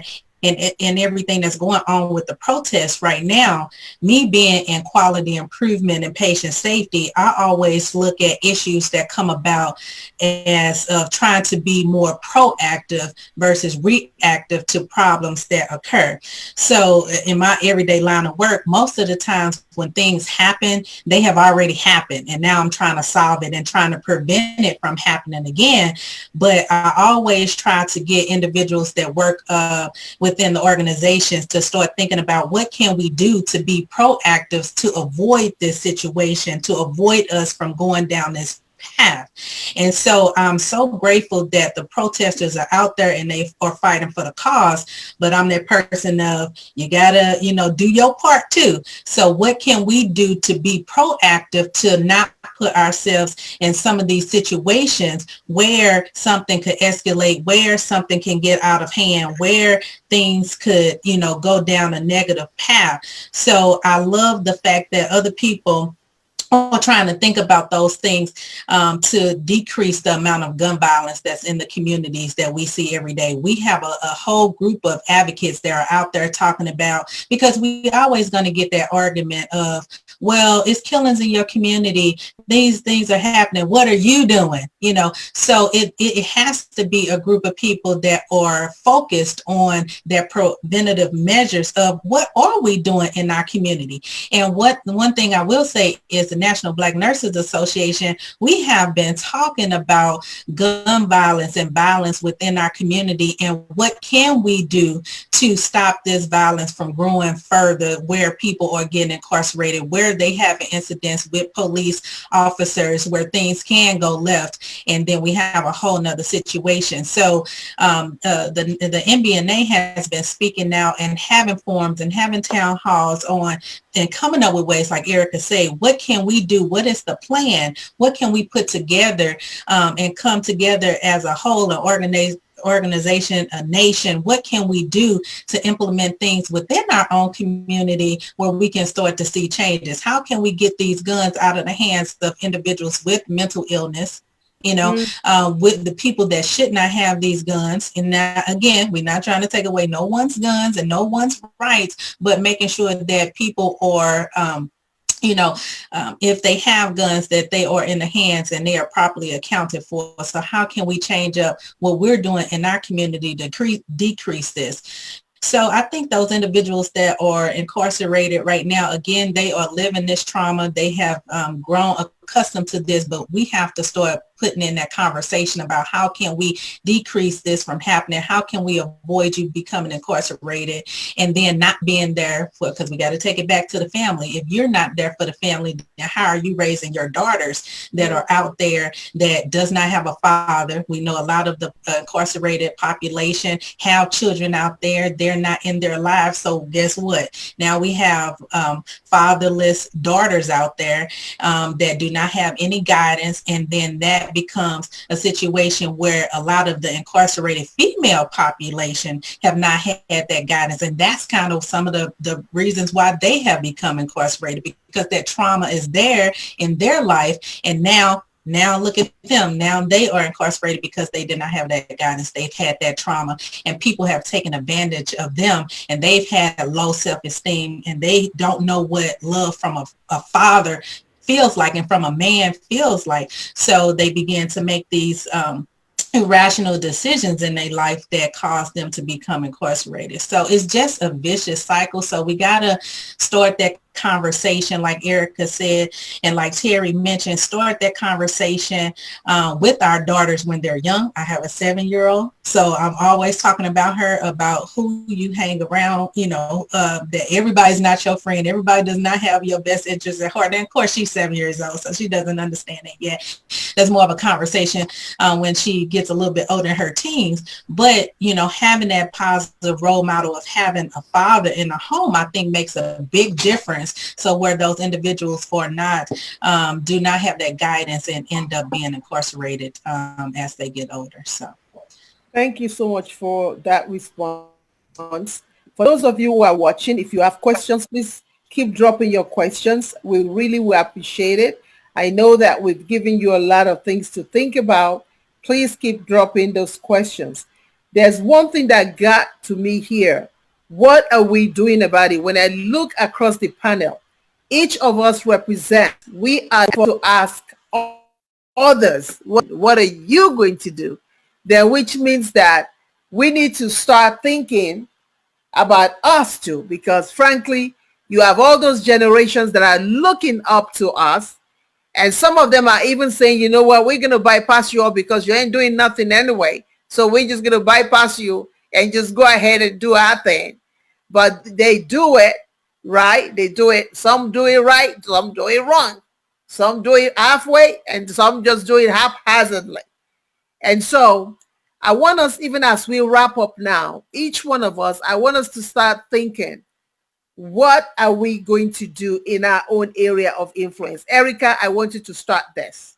You as an engineer who work for one of the largest oil company, what are you going to do to impact? Because we're talking about our daughters, right? Not just our daughters alone. We're talking about, because anybody can be placed in that position of a daughter to you. Somebody that if you're mentoring somebody, yes, you got daughters, right? Wherever position you are in, there is someone that is already assigned to you right now as we speak. Now, there are times we kind of ignore them because we're too busy, or we know in our heart that this person is being sent to me, but I ain't ready for that. So I'm just going to pretend that I did not hear it. So, Erica, what are we doing? What are you doing? What are you going to do? Yeah. So, I think it really ties in beautifully what I shared just prior. I've basically been thrust to the front line of supporting our my Black colleagues, the younger Black colleagues in the just in that challenge around ending racial discrimination in the workplace, because whether or not the corporations we work for want to admit it, in the space that I am in, the oil and gas industry, which is predominantly is a white male dominated industry and field, there's definitely hurdles and challenges to face for, for minorities, for people of color, even for women, in general, in those particular spaces. And so I think I've been thrust to that forefront of really now, helping build bridges, be an advocate, and come up with programming for the division that I work in, around, how do we bridge those gaps? How do we make things a bit more equal and things a bit more inclusive? How do we make sure that, the individuals look like me, they get the right level of mentoring, they get the right level of developing of their assignments, they get, the inside information on what it takes to become a leader in a corporation, particularly a technical leader. What are the things they should be learning? What are the assignments and roles they should be open to when it comes to just building their development plan around positioning them for positions and areas of more influence when it comes to corporations. And so I think I was thrust into that spot because I made a promise to the individuals that reached out to me, the youth that reached out, and I said, I'm going to support you. And then that's pretty much what I've been doing. I've been making sure I've been supporting. And so, continuing to build in that space, and also just continue to create that safe space for them to come and to share when they're having challenges. And as well as asking their feedback, like, what are the things we should implement? What are the things you would want to see? What are the things that could be helpful? And so I will continue in that space and continue in that journey, because I am being effective. I've gotten the attention of a lot of people, and which I've learned here, this past week recently, the conversations that have been happening in closed door meetings concerning me. And so they're listening, they're hearing, and in fact, they've heard wisdom that they've not heard before from any other person. And so they are primed to hear what I think, what my thoughts are, and, the plans that I come up with. And so I'm going to continue, the door of opportunity has been open, and I'm just going to continue to walk through that door. How would you link that to daughters? How would you link that to daughters, mentees? Because there are daughters out there that we need to mentor. I think it's all inclusive. Because the daughters, like the things that I do now in the space that I'm in, they're designed to help benefit daughters, because in a space, like I said, in the industry that I'm in, if you are a female, you are considered a minority. Because when you look at the demographics of the oil and gas industry, you look at engineering, technical roles, a lot of times it is dominated by white males. And so, anything that I can do in the space that I'm in the area of influence that I'm in right now, that puts them in a better position for whenever they may decide to hire on. I also go and I do recruiting at college campus. I go back to the college that I graduated from, and I get the opportunity to have the one-on-one face-to-face engagement with the students. And guess what? If I see that they're not up to par compared to some of the other applicants that we have to put our students against when it comes to, being competitive and getting jobs, I sit there and I tell them, if we're in the interview and then the interview doesn't go so well, I take that opportunity to teach and to communicate and to mentor right in that space. Although I'm the person that they should be looking to help land a job, I also use those sessions as an opportunity to mentor and to steer them in the right direction. Because if I don't do that and I have that opportunity, then no one else will do that. Awesome. Thank you. Terry, how are you doing that? How are you accomplishing that? Well, one thing that I believe is we are more effective when we come together, when we organize. So one way I do that, and we'll be doing that more, is getting more involved in bar associations. These groups that are focused, they usually are our committees, or they usually are groups that are focused on these particular issues. So there's been a kind of a shift in focus, and this kind of thinking has been something that has been put in me for a while. You know, I attended some trainings by the NAACP actually a couple of years ago. And through that, there's kind of a wake up. We've kind of been very comfortable with our life and very comfortable with where we are, and almost cushioned from what was going on out there in, you know, what was going on there in people's day-to-day lives. I was doing good. Everything was fine. But there was something to get, you know, and I actually had the opportunity to share this word before I left a congregation that I was with. It's like, don't bury your head in the sand. You know, we kind of had our heads buried in the sand. We're kind of, you know, ignoring what is really going on around, and as if we were burying our head that it doesn't exist. And some of us have the luxury of being able to live like that and to do that. It's like, don't bury your head in the sand, pull your head out of the sand, and get involved. There's a place. Is there not a cause? There is a cause. You know, and whatever that is for you, that may be for you find your purpose, but in life. But look, we're here for a limited time on this earth, you know, and time goes by quickly, faster. We look back, it's gone past faster than you can imagine. But we're all here. I mean, we're all here at this time. So what is, you know, you ask, what is your role going to be in this time? What is that cause that you're going to get involved in and fight for? In one area that I'm passionate about and encourage and watch carefully and get involved in protecting is this right to vote. Please vote. Exercise your right to vote.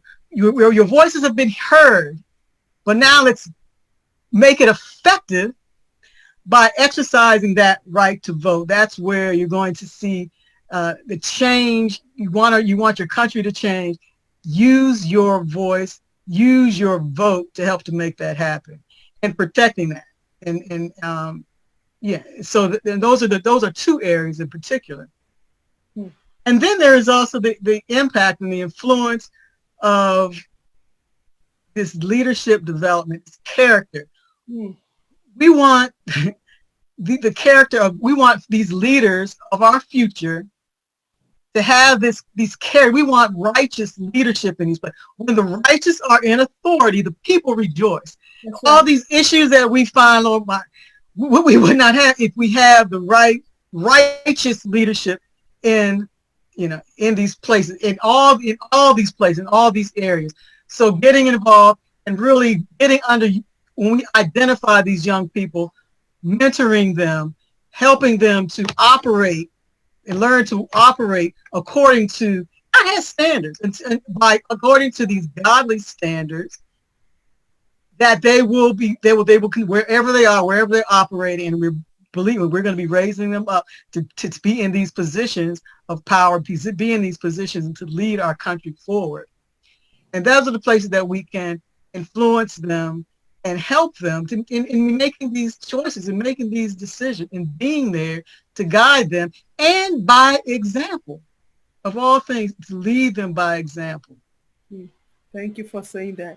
I tell you what, when you were talking about character, I think Dr. Ray Charles also said, he said, I think he was listening to you, and he said, if you can present the right character, people will listen. That's powerful. If you can present the right character, people will listen. Isn't that something? That's deep right there. And I don't know, I probably will get into trouble with this one. And I mean, since last year, I've heard this phrase, masquerades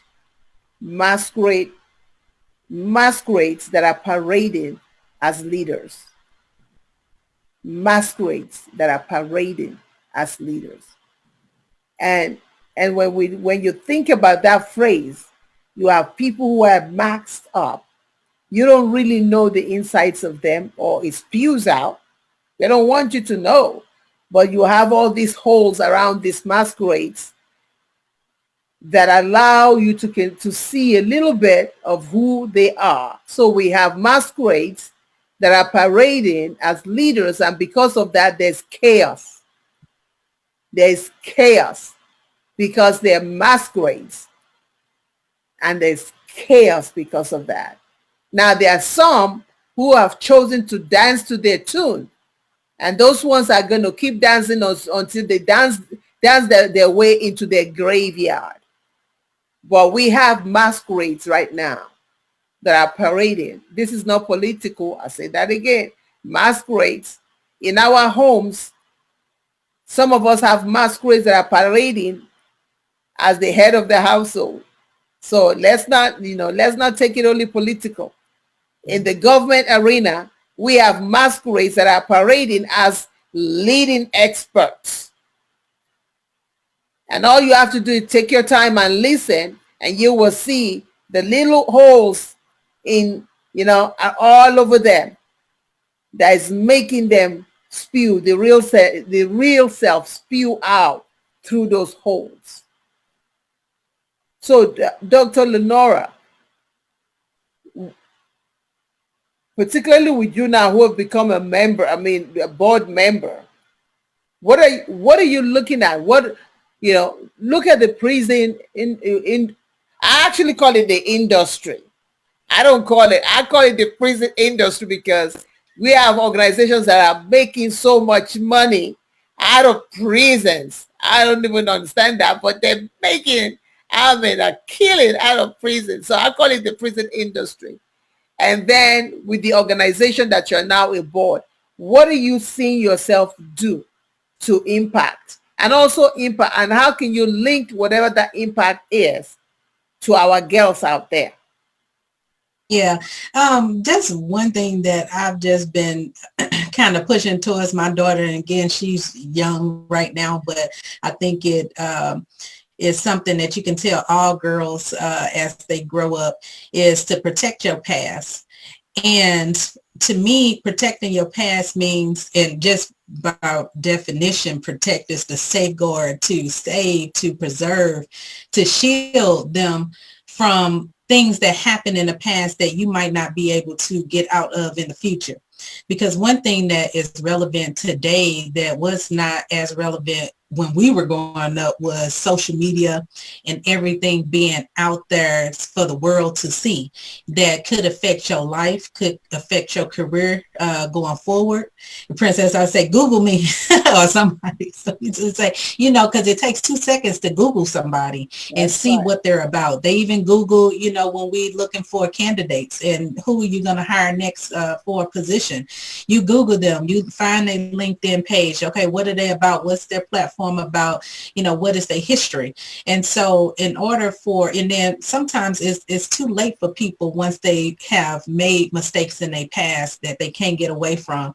And so one thing that I'm just trying to push for my daughter, for people, girls that I mentor, for nurses that I mentor that are coming up, women in the prison system, is just protect, what you have right now, so that you can be successful in the future. And even those individuals that are incarcerated right now, they may have made mistakes, but that's not the end of it. You recognize the mistake and you move on from it, and you come out and you help others, because I've recently been in contact with people that have worked in the community. Actually, one guy that was working in a homeless community recently that we helped as part of the Nursing Association during COVID. We were giving supplies out, and this person had a past, but now he's working for an organization that helps the homeless population and giving back to his community. And he could have been a person that said, oh, well, I had a history, and I've been through these things. I might have been incarcerated. I might have gotten into trouble. I might have, had all of these situations that happened. But what did I do to come out of that? And he was one person that's sticking in my mind right now as somebody that didn't let his past define who he's going to be in the future. And that's the same advice that I would give these women and our daughters that's growing up. Wow, thank you. Ramona Jones. So my mother used to always tell us that the systems were made for you. So don't play into the hands of the police. Don't play into the hands of the system. Did everybody listen? Not always. But I would tell my nieces, I would tell my daughters or the women who are coming behind me, as Dr. Lenore said, safeguard your past. And I always say that your life is speaking. So you might as well make it speak what you wanted to say. So by our actions, how we move in the world, what we say, what we do, somebody is always watching you. So I try to carry myself in such a way that somebody can follow behind me. And I reach out to work with, women in tech. So I've participated since I'm now in user experience design. I've gone back to share, skills there. I've participated in doing mock interviews. People reach out to me on LinkedIn to say, hey, here's my portfolio. Would you look at it? Can you give me some advice for getting into a company? You have to be the best version of yourself now and realize that that's always evolving. Always looking for how you can challenge yourself and to believe in yourself, because that's a big thing. A lot of people don't believe in themselves. And a lot of our women, and even some of my, nieces, we have conversations sometimes, and I'm always encouraging people, what do you want to do? What dreams do you have? What's stopping you? Put a plan together. Work the plan. Go through the process. And then you may make mistakes, but keep believing in you. And sometimes it's very hard, especially when you've been put down, if you've had traumas and different things in life. And we know that everybody is not for us. And we're going to come up against opposition, even in the workplace, even in your own home or in society. And sometimes it's not so much that you're doing the wrong things, but there's a system out there that's trying to catch you and wrongly incarcerate you or not give you those opportunities. But you have to fight for a place. You have to fight for your place, because there's a place for you. There's a place for your giftings and your skills, and you have to fight for it. And you have to surround yourself with people who will speak into your life, not just, saying positive things, but giving you that correction, and be willing to take that correction. Be willing to listen and to people who can help you, but also be leery of people who are just trying to, tell you some things to keep you in a box, because they want you to stay at a certain place, because they don't want to lose your skill set. So be willing to break out of boxes and not let people put you in boxes or define who you are. You are beautiful. You are talented. You have place in life. You are a treasure. So believe in yourself and help other people. Once you get over a hump in life, help somebody else over that same hump. So we have to be giving back. And a lot of times we kind of be in our own little world sometimes. And what this whole pandemic has done for me is to cause me to really look up from my work, to take notice of what's happening in the world. Because like I was telling, I think it was Terry Charles, when I look out my window, everything looks right with the world. Doesn't seem like there's a virus going on. Doesn't seem like it's anything. But when I look at social media, and I know all stories are not, fake, or people have different motives, but there are things going on in the world that we can't ignore now. Mm-hmm. And our younger children are rising up and saying no more. And so my mother would say, the hen has come home to roost. Mm-hmm.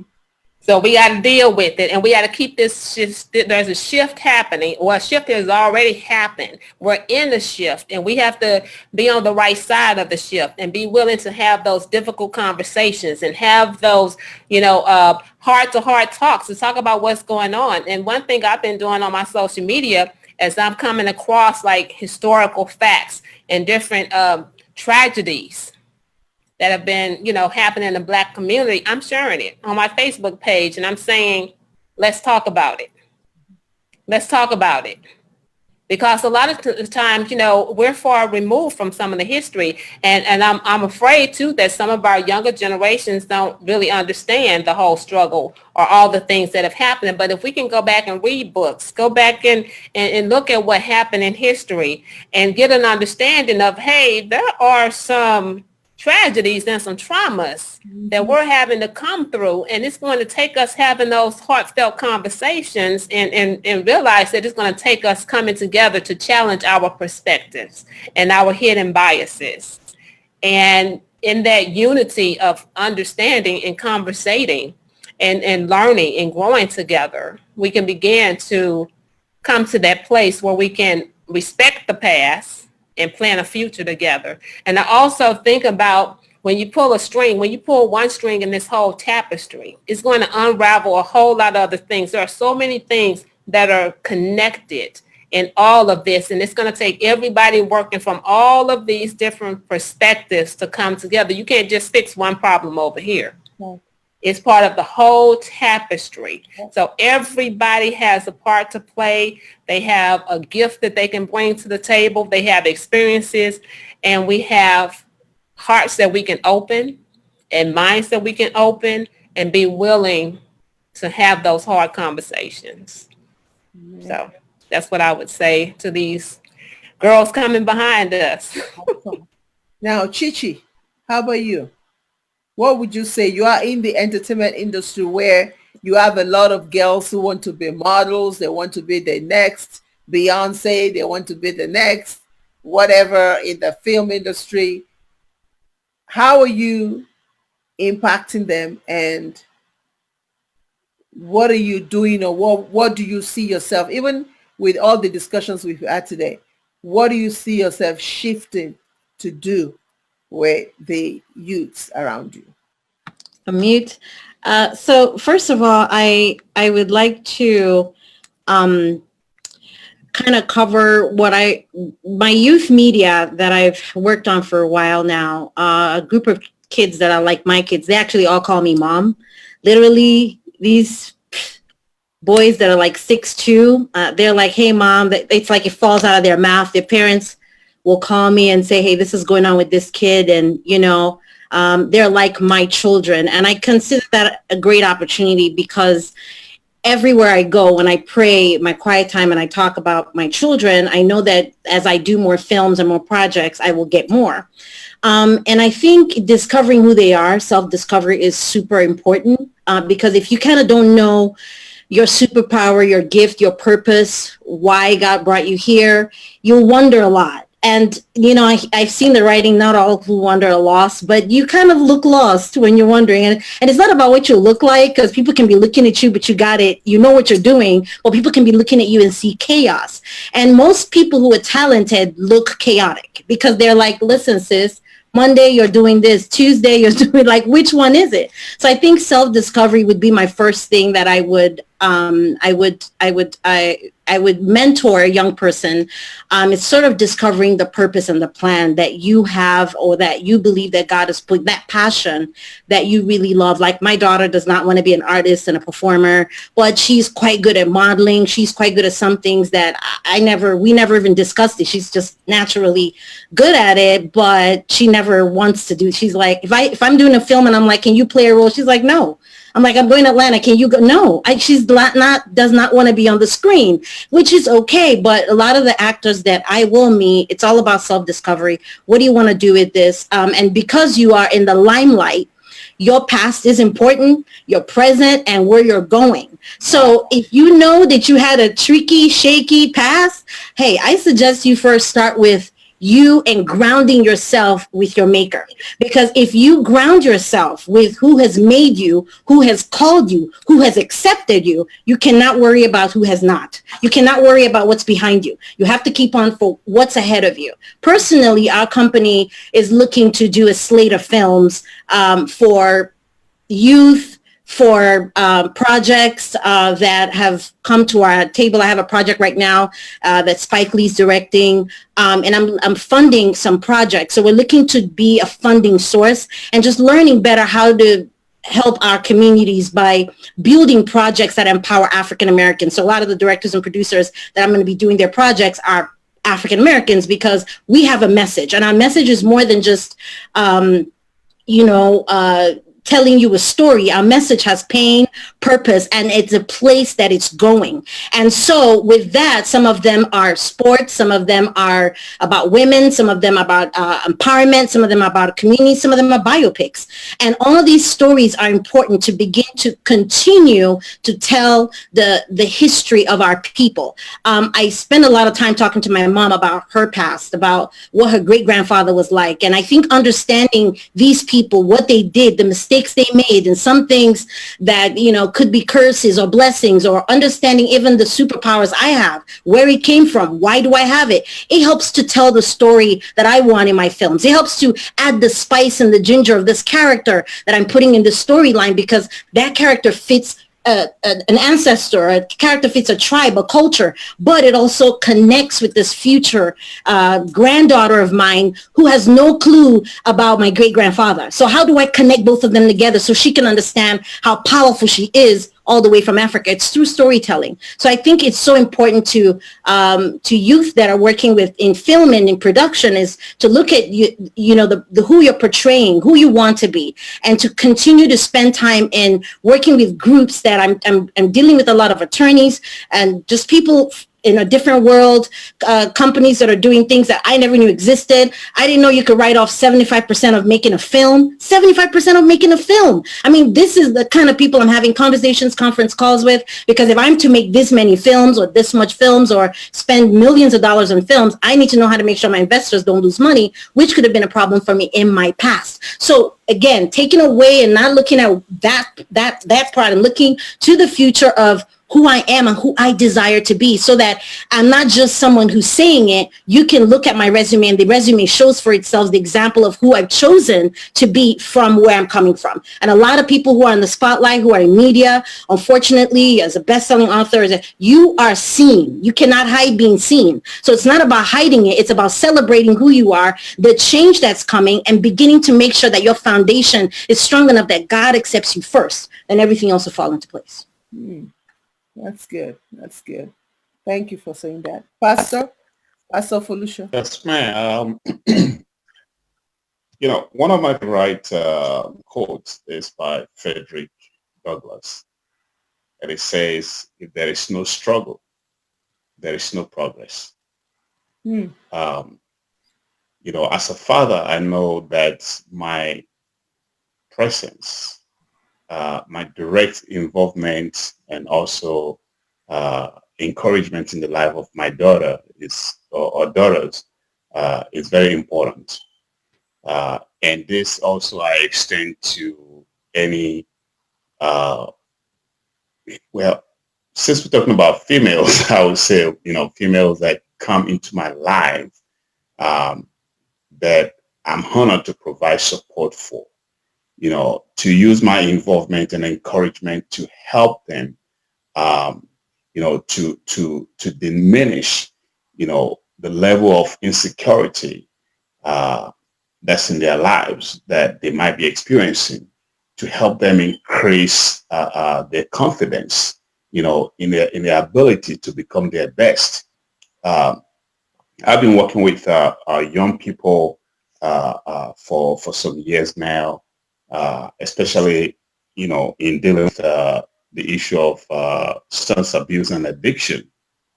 And I've always used this platform to speak to the young people that I work with, and especially, girls. One thing I notice is, the presence of negative self-esteem. And I've always used the opportunity to help to address it. So what I'm going to tell them is to embrace who they are, to believe in themselves, to encourage them, for them to understand that they have, ability in themselves more than society is trying to tell. I know and understand that we live in a society where you have to prove yourself, multiple times over your counterpart. It's like, forgive me, there's a lady engineer on the platform that was speaking earlier, and I was listening to her. That's not a field where you have a lot of, women, is a man's world over there. But to accomplish that requires a lot of confidence. So my goal and my job as a father, not only to my daughter, but to my, to any young girl that comes my way. And at this point in my life, it's not just young girls. I have, women reaching out to me, for support, and you'll be surprised what damage has been done to a lot of our women, from when they were growing up, lack of positive self-esteem, lack of confidence in themselves. So I use what God has given me to support, these individuals, to encourage them to embrace their assertiveness, to help them to strive for success, regardless of what the society is telling you, regardless of the obstacles. Going back to the quote, if there's no struggle, there'll be no progress. Even when we look at what's going on in our society today, this is not new, but this is taking place on a different level. Some people in the 60s fought for freedom. They fought, for progress in the Black and African American community, and this is what's going on now. And our young girls need to understand that they are more than what the society, they might be called a minority or whatever, it don't matter. But you need to know who you are and be ready to embrace who you are and be self-confident in yourself and your ability to become an engineer, to become a pilot, to become whatever it is that you want to be, not what somebody else is telling you.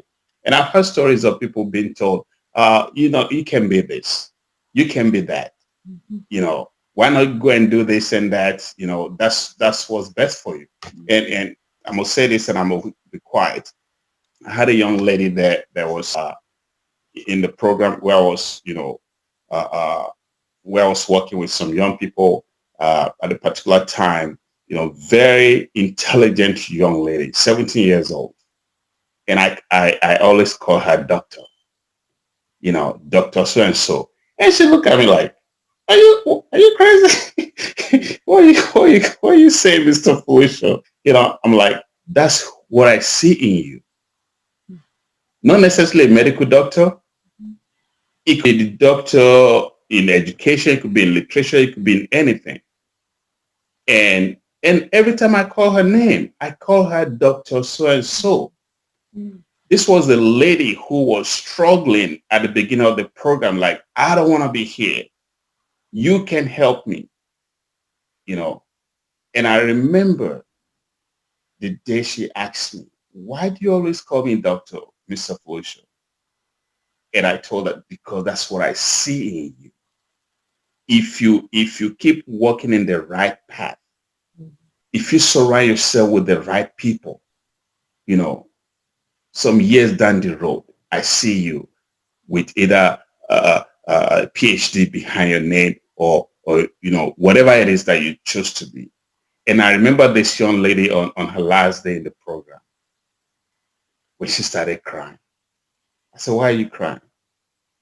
He said, I don't want this program to be over for me. I want to keep coming, But unfortunately, that was impossible, But what I encouraged her to do was to take with her all that's been deposited in her, and this can have impact when a young lady comes from a home where her self-esteem, self-image has been damaged. It goes with her for the rest of her life, except it is fixed. Thank you. Thank you so much. Thank you. Let's see. Ramona. Yeah, Ramona Phillips. Okay, I was waiting. I thought I had to unmute myself. Um, I agree with a lot of what has already been said.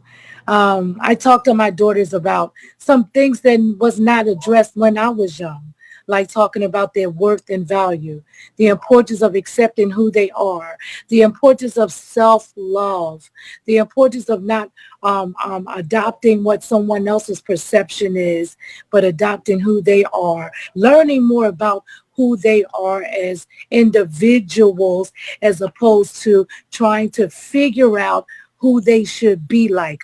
My daughters are in their 30s, so they're still at that age where, they're still at that age where they're starting to really, some of them are learning to develop who they really are. They're very gifted. They're very intelligent, very creative, all of them. But I still see them suffering in some areas that I suffered with when I was in my 20s and 30s, like I said, but there were some things that wasn't taught to me that I couldn't teach to them because I was in a toxic relationship and survive, and more so in survival mindset. But I'm grateful today that I've learned, I became teachable, and I'm able to teach them some things that was not taught to me. The importance of having a personal relationship with God. When I was growing up, I knew I had accepted Christ as my Lord and Savior as a little girl, but I did not know that God really had a purpose for my life, that God really loved me. I just thought every time I made a mistake, God was upset with me. He's pointing a finger and he was angry with me. So, and I think some of them probably, then to a certain degree, I think my daughters kind of grew up like that, feeling like they could not be good enough, feeling like they had to be perfect. So even today, I remind them that you are good enough, you have great worth and value, that God loves you. And yes, the world sometimes is not going to accept you the way that you are because a lot of people in the world do not like themselves. So I talk to them about the importance of making sure they're in the right relationships, making sure that they're in healthy relationships, making sure that they're walking in righteousness, that they're that good character is very important. A lot of things, these are the things that you didn't hear much growing up. Character, words like good character, words like self-acceptance and self-esteem. I remind them that they do have a voice, but how they use their voice is very, very important. I remind them that that being mindful about how they're thinking and taking responsibility for their thinking, but also being very aware of how are they showing up in the world, because especially like today with social media, people are watching you. So some of the things that they post, sometimes I have had to pull them to the side and tell my youngest daughter, who's in a toxic relationship right now, so I'm keeping it real.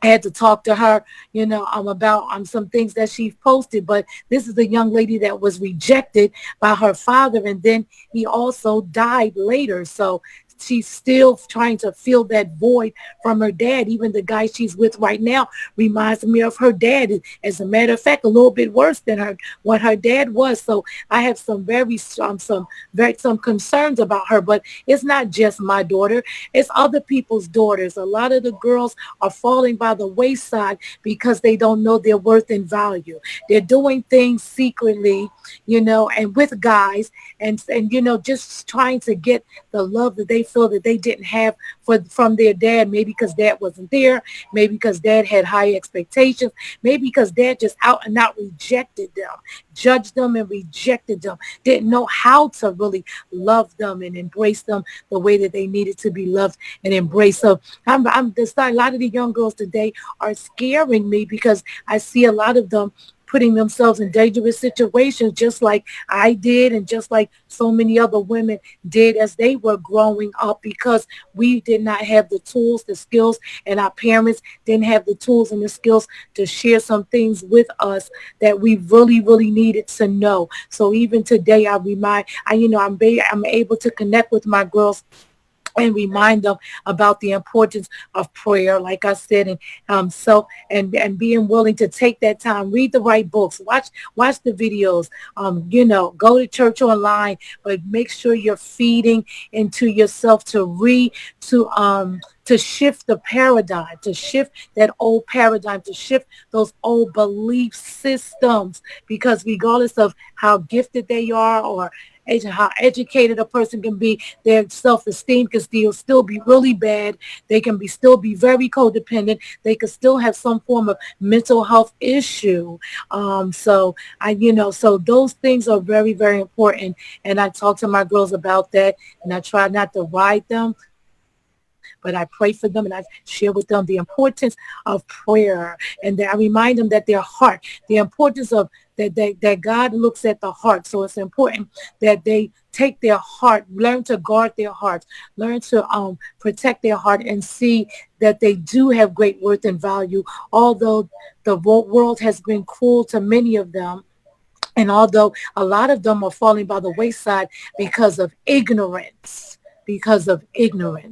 So that's how I feel. And I just make sure I'm there for them, to support them, for those who are willing. Even my daughter that's struggling right now, the old youngest one, she's the one with all the children. But no matter how she behaves, I make sure I hold her accountable, but I make sure she knows that we're here for you, and that you do come from a family that love you. You have siblings, nieces, cousins, people in your life that genuinely love you, because somewhere along the line, she's going to get that wake-up call, just like I did and so many others, that this guy cannot fill that void that she wanted to have with her dad. And a man is not all I know all. I mean, God, in other words. But one more thing, and then I'm going to go.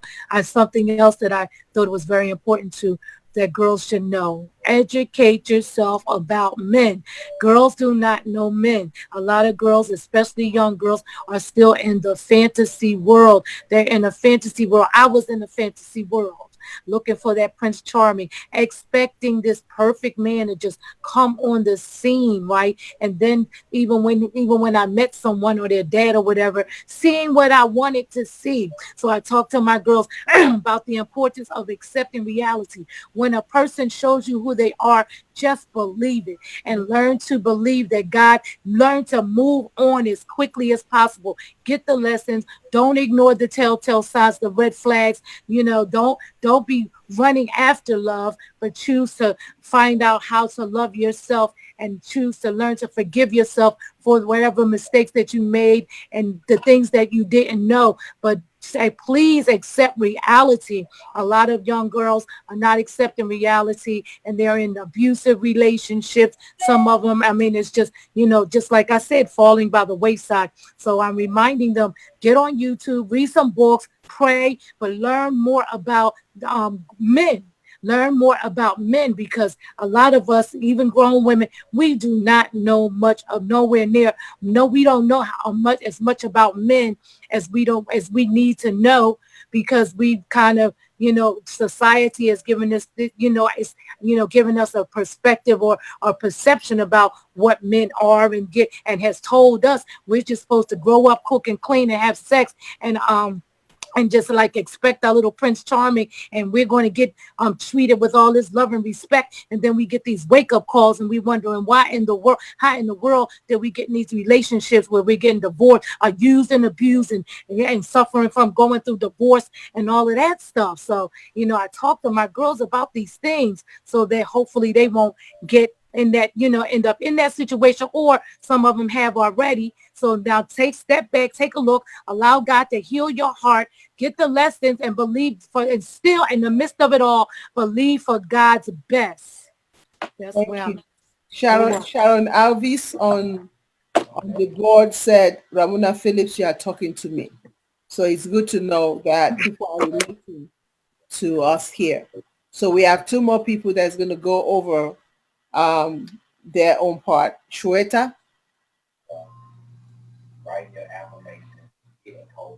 The very fact that I run Woman TV is because I firmly believe that there is a little bit of me in every she. And that's what I try to do my bit.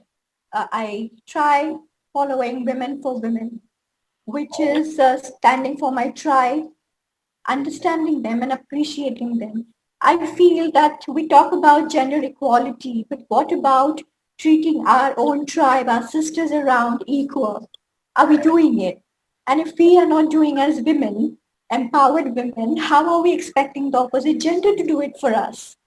So that's a big concern, and I'm glad that things are changing around. Women are appreciating the rising women. If other woman is winning, it's not making me insecure, and that's a great thing. So we are coming out of our shells, our bubbles, and we are holding hands. We are following global sisterhood, and that is exactly what I want to pass it on to my daughter. Thank you. Thank you so much. And Sis Wendy. So Dr. for me, Wendy. What did you say? I said Dr. Wendy. Oh, yes, I receive. Um, I will continue to do what I've been doing. I mentor young ladies right now. They are all different parts of the country, about entrepreneurship, mindset, self-care, as well as talking to them about diversity. I think it's so important that we learn about other cultures. A lot of times people say, oh, you're traveling here and there.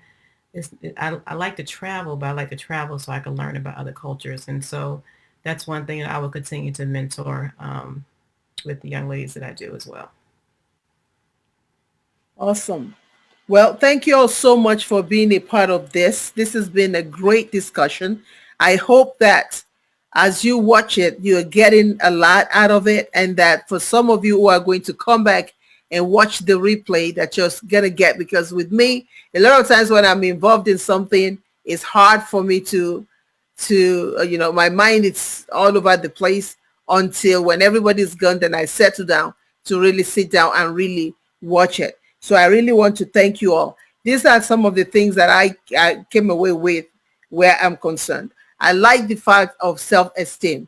For us to be able to teach our daughters, our sons, or anybody, we have to teach them self-esteem, because when they have self-esteem, then they know, they are able to stand on their own and be able to know what is no and what is don't do it, or what is yes. So it's important for us to also build self-image as we begin to connect in each of our different platforms, and we begin to connect with millennials, with Gen Zs, Gen Y, Alpha. We need to connect with them, knowing and understanding that we're also teaching them and raising them how to have self-esteem, because when you have self-esteem, you can truly stand, and your stand can be very powerful when you have that. The other thing that I learned is, what are we doing? What are we doing? So for us now, for each and every one of us, is a question. For those of you who are watching us their way of replay or any kind of way, it is a question for each and every one of us. Rather than sit down and watch TV for 24 hours, 7, let's ask ourselves, even with the TV that we're watching, what are we going to do? What is our impact in it? I gotta tell you this story. I think I shared it before, where there was this demonstration in New York City. So I'm sitting in my room and I'm watching TV and just watching. I say, oh my God, wow! And this was the night where they were burning things down and everything. And I'm looking, and all of a sudden, whoever had that camera put the camera on the street, and it happened to be my son's street in New York. So now Mother Goose came up quick, and I started to call all over the place. And usually this kid will answer, but he chose not to answer that day. And I was like, wait a minute, this is the wrong approach. You chose not to answer that day. What in the world is going on? So the brother finally told me, oh, no, he's home. So I called again, and he was in the bathroom. He said because the noise was a lot, so he had to do some work. So he locked himself in the bathroom. So I said, okay, he locked himself in the bathroom. Well, no problem. Everything is okay. Well, I woke up in the morning. The family has this WhatsApp, and I'm seeing all these pictures of everybody carrying placard, and I'm seeing somebody taking video, but the person, it looked like the person was in what do you call it? What do you call this? Wheels, because he was panning through the people that were demonstrating. And I said, wait a minute, who did this?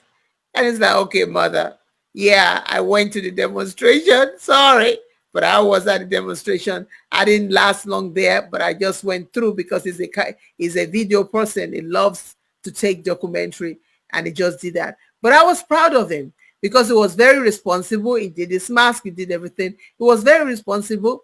And through his lens, I was able to see what others could not see. I was able to see there was actually a lot of quiet demonstration. Even though what we were seeing up here was all this rowdiness, but when I saw it, it was more of college students there. It wasn't rowdy people. So whoever did the rowdiness were just people that came in, infiltrated, and did their own thing. But majority of them were college students. They were well behaved. They were mannered. They spoke. They did. I mean, so it teaches you that, okay, you have our boys and our girls that are out there now ready to stand. Now, the question is, are we going to stand with them? Are we going to stand in action and in deed? Or are we going to be in our own little cocoon pretending that nothing is happening around us? Right. So it's time for us to get up. It's time for us to stand for what is right. It's time for us to stand. And I love the fact that who said vote. Voting is a powerful tool. We can say whatever we want to say from now to kingdom come. And when the time for voting comes and you go in there, or you don't even go in there at all, you don't even show up, then whatever you get, you get. Don't complain. Don't turn around and complain, because whatever you get, you get. And one vote makes a lot of difference. One vote of somebody not voting can actually turn things the wrong way. So we have to teach our daughters, teach our sons that, yeah, use your vocal to talk about, what what you don't like. My brother, my nephew yesterday, he was featured in the Philadelphia Inquirer yesterday. I mean, the article he wrote, I said, they're about to throw you out of college, brother. But they took the article and they printed it. And when I read it, I was proud of him. But I said, brother, what year did you say you're on? You're in that college, because you're about to be thrown out of college, brother. But we need to teach them how to be able to stand. We need to teach them, because they are truly our future. So that's one thing that I got out of what we did today. So thank you all so much for being a part of this. Until next time, be inspired, be motivated, be of sentimental value. Understand that you are the hero or heroine of your own story. Do not allow anybody to rewrite your story. Your story is your legacy, and it's your legs to the world. So hold on to that story. Whatever it is that you want to do, hold on to that story. Be firm about it. Be strong about it. Stand on it. Walk on it. Act on it. And be all that you were called to be. So thank you very much. Until next time. Bye for now.